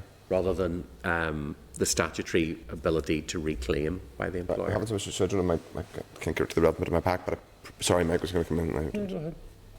Is that, might that be to do with the dreaded issue we've discussed before of super parity? I think it allows a neatness so that issue doesn't arise. Obviously, we'll come to that one later on because we've had our legal advice. And I think it was the idea of the proposer that this would cause less likelihood of disruption. We also in the pack have a table of take-up, because members had asked previously around the issue of take-up had been low on end data of schemes elsewhere, and the table lays out how that has often been the case where the bar to get the leave has had is high and less confidential than what has been stipulated here and what the proposer has put down as intentions around within the EFM. So there was the issue there of trying to do this as in such a way that there wouldn't be a need for additional declaration and paperwork, which would be the case if you were looking at a statutory benefit where there would be an involvement by HMRC. They would obviously start to stipulate conditions around that and so on. So this was I suppose, the most straightforward way to do it and avoid that, so that members will recall that the discussion the committee had around the burden of proof or onus of proof being as low as could be possible and as confidential and discreet as possible. And this just gives that a much better chance of happening, if that makes sense. Mm-hmm. Mike? Yeah, Chair, I'm loath to go against the wishes of the bill sponsor, but I'm still concerned about the commencement clause, because clause 1 is the meat of the whole bill, and she's still leaving it to the discretion of the department entirely as to whether they commence it or not. And I know she's saying there's clause 4.2, which puts obligations on them, such as an annual report. But the annual report could be we're still looking at it. See you next year. Chair, I suppose the other thing committee can think about is obviously the committee can support the bill as drafted, but obviously members are not bound. By that's the committee viewpoint. Individual members may then wish to consider whether or not they want to engage again with the proposer and potentially look at maybe jointly piloting amendments or I suppose that what I'm trying to say is that the committee agreeing it doesn't cut off any options when you get for into members. consideration stage, yeah. But it does mean we can get it to the point of being able to get to the next stage faster. Okay, as I haven't spoken one-to-one with the bill sponsor, I think that's a reasonable. And Chair, I know Ms Woods has been super responsive, so if Mr Nesbitt's willing, I can ask her to get in touch direct. Yeah, no, I'll contact. Okay. Thank you. So if there are no other issues members want to raise, Chair, if members are content, we can proceed to formal clause by clause. Yeah, so just before we do, on Mike's point, because of the more, I guess, we'll say straightforward nature of this paid leave, it doesn't incur the same issues as, I suppose, the parental bereavement leave and all of the work that needed done around that with HMRC and all the rest. So this should be much easier to bring forward, potentially. So and that might be, Chair, a useful discussion. That we obviously haven't had the response from the department yet on their view, but that might be a useful discussion for members to have with the proposer and potentially officials or the minister around their view of being able to look at a timescale to bring this forward. That's been the difficulty with this because of our short timescale, the onus of getting the bill to an end of a committee stage, but at the same time still doing the scrutiny. Ideally, you would have wanted longer, but that, as I say, you know, the committee, once it concludes on this, we can sign off on committee stage, and then that will allow the proposer to start looking at con stage, and then again that opens up opportunities for discussions. Yeah, I don't want to delay the committee any longer. okay. So we'll move now to the formal clause by clause. We will go through the clauses and put the questions formally. If there isn't consensus on the questions, I will ask members to vote through a show of hands, and the clerk will confirm the result of each vote. So clause 1 then, safe leave for victims of domestic abuse. Is the committee content with clause 1 as drafted? Content. Thank you. So the annual report then, clause 2. Is the committee content with clause 2 as drafted? Content. Thank you. Clause 3 then is the guidance. Is the committee content with clause 3 as drafted? Content. Thank you. Clause 4, commencement. Is the committee content with clause 4 as drafted? Can I abstain? You can abstain. Yes, we don't have to officially put it to a vote. If there's general consensus, we can just move on that. And we'll note that you will talk to the proposer. So clause 5 then is the short title. Is the committee content with clause 5 as drafted? Oh, no. Yes, content. We still have to ask. I think. Okay, so that done. Wonder if there's ever been any objections to the Yes. untitling it? Yes, There there was. has. Yeah, we can. Yeah, we have examples of things that would surprise you. Things that would surprise you. I don't think Could it be a will. book in it. Well, I suspect someone's already drafting that. Okay, so moving on then to item number 9, which is the Employment 0 Hours and Banded Weekly Working Hours Bill. The Hansard of the discussion of the bill from the 19th of January is at page 226 of table papers. The second stage of the bill, as Peter has outlined, is now scheduled for Monday coming, the 31st of January. So that's just for members to note. Item number 10 then is the Small Scale Green Energy Bill. The Examiner of Statutory Rules report on the delegated powers within the bill is at page 295 of our packs. Just to ask members that we can include this as part of the committee report, which will be published this Friday, the 28th of January. Members happy enough? And then there is a copy of the Hansard of the bill session on the 19th of January at page 229 of table papers. Chair, just to make members aware, so what will happen then on Friday is we live the hoping that we don't have any glitches. We'll have the report loaded up to the ECP system, and we will send it out to all members so that they will have their own copy of it under their OneDrive, and that means then everything can proceed from there. Okay. So moving on then to item number 11, which is the parental bereavement leave and pay bill. The committee has received the legal advice in relation to the repercussive costs issue, which was raised by the department.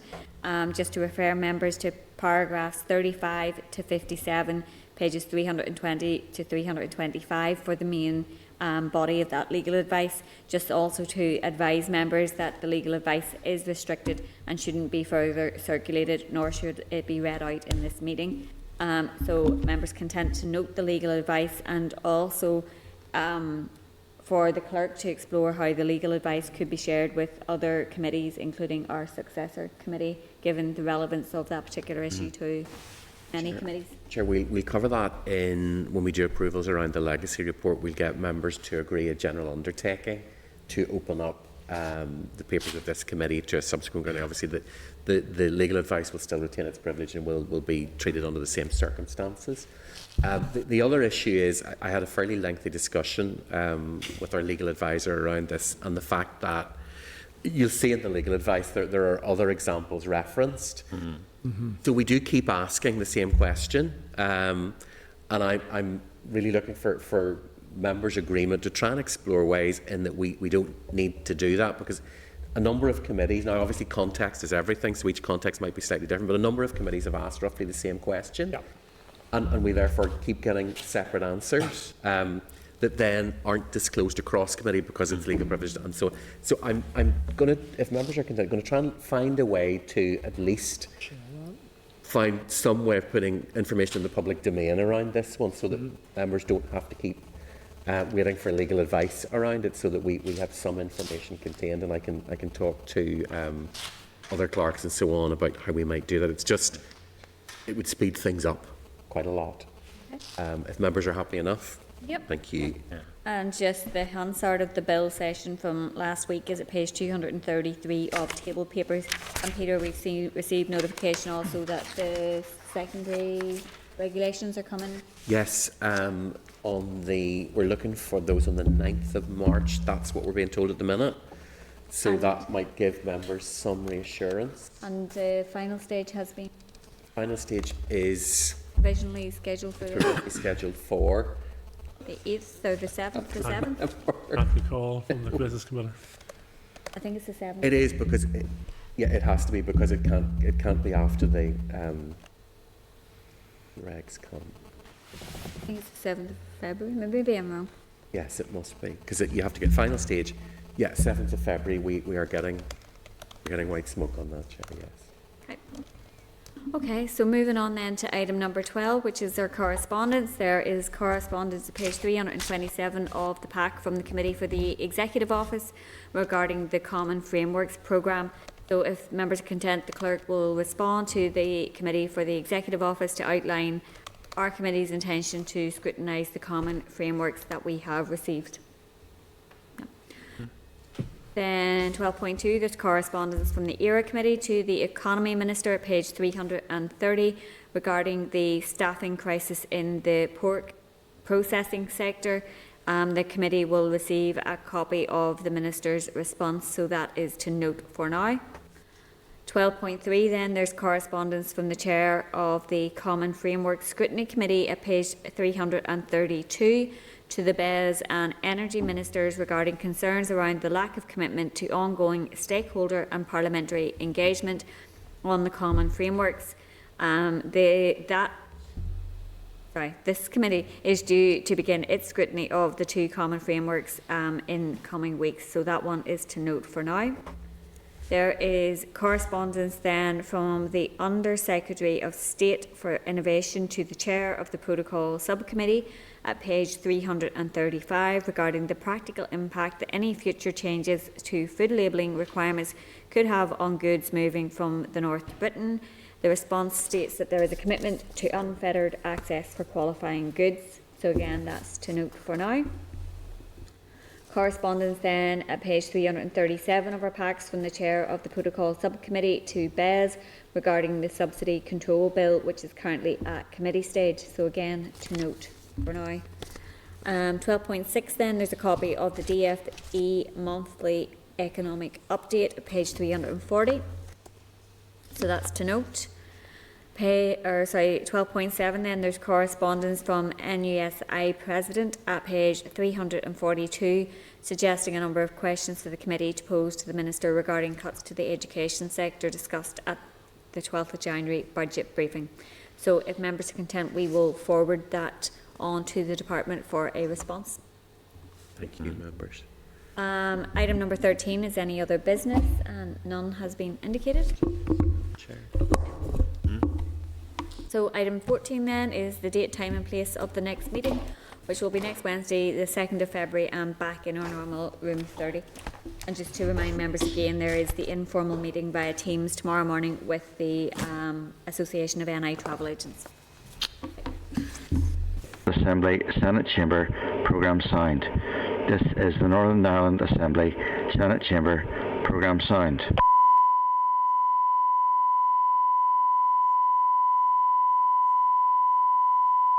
This is the Northern Ireland Assembly Senate Chamber Programme signed.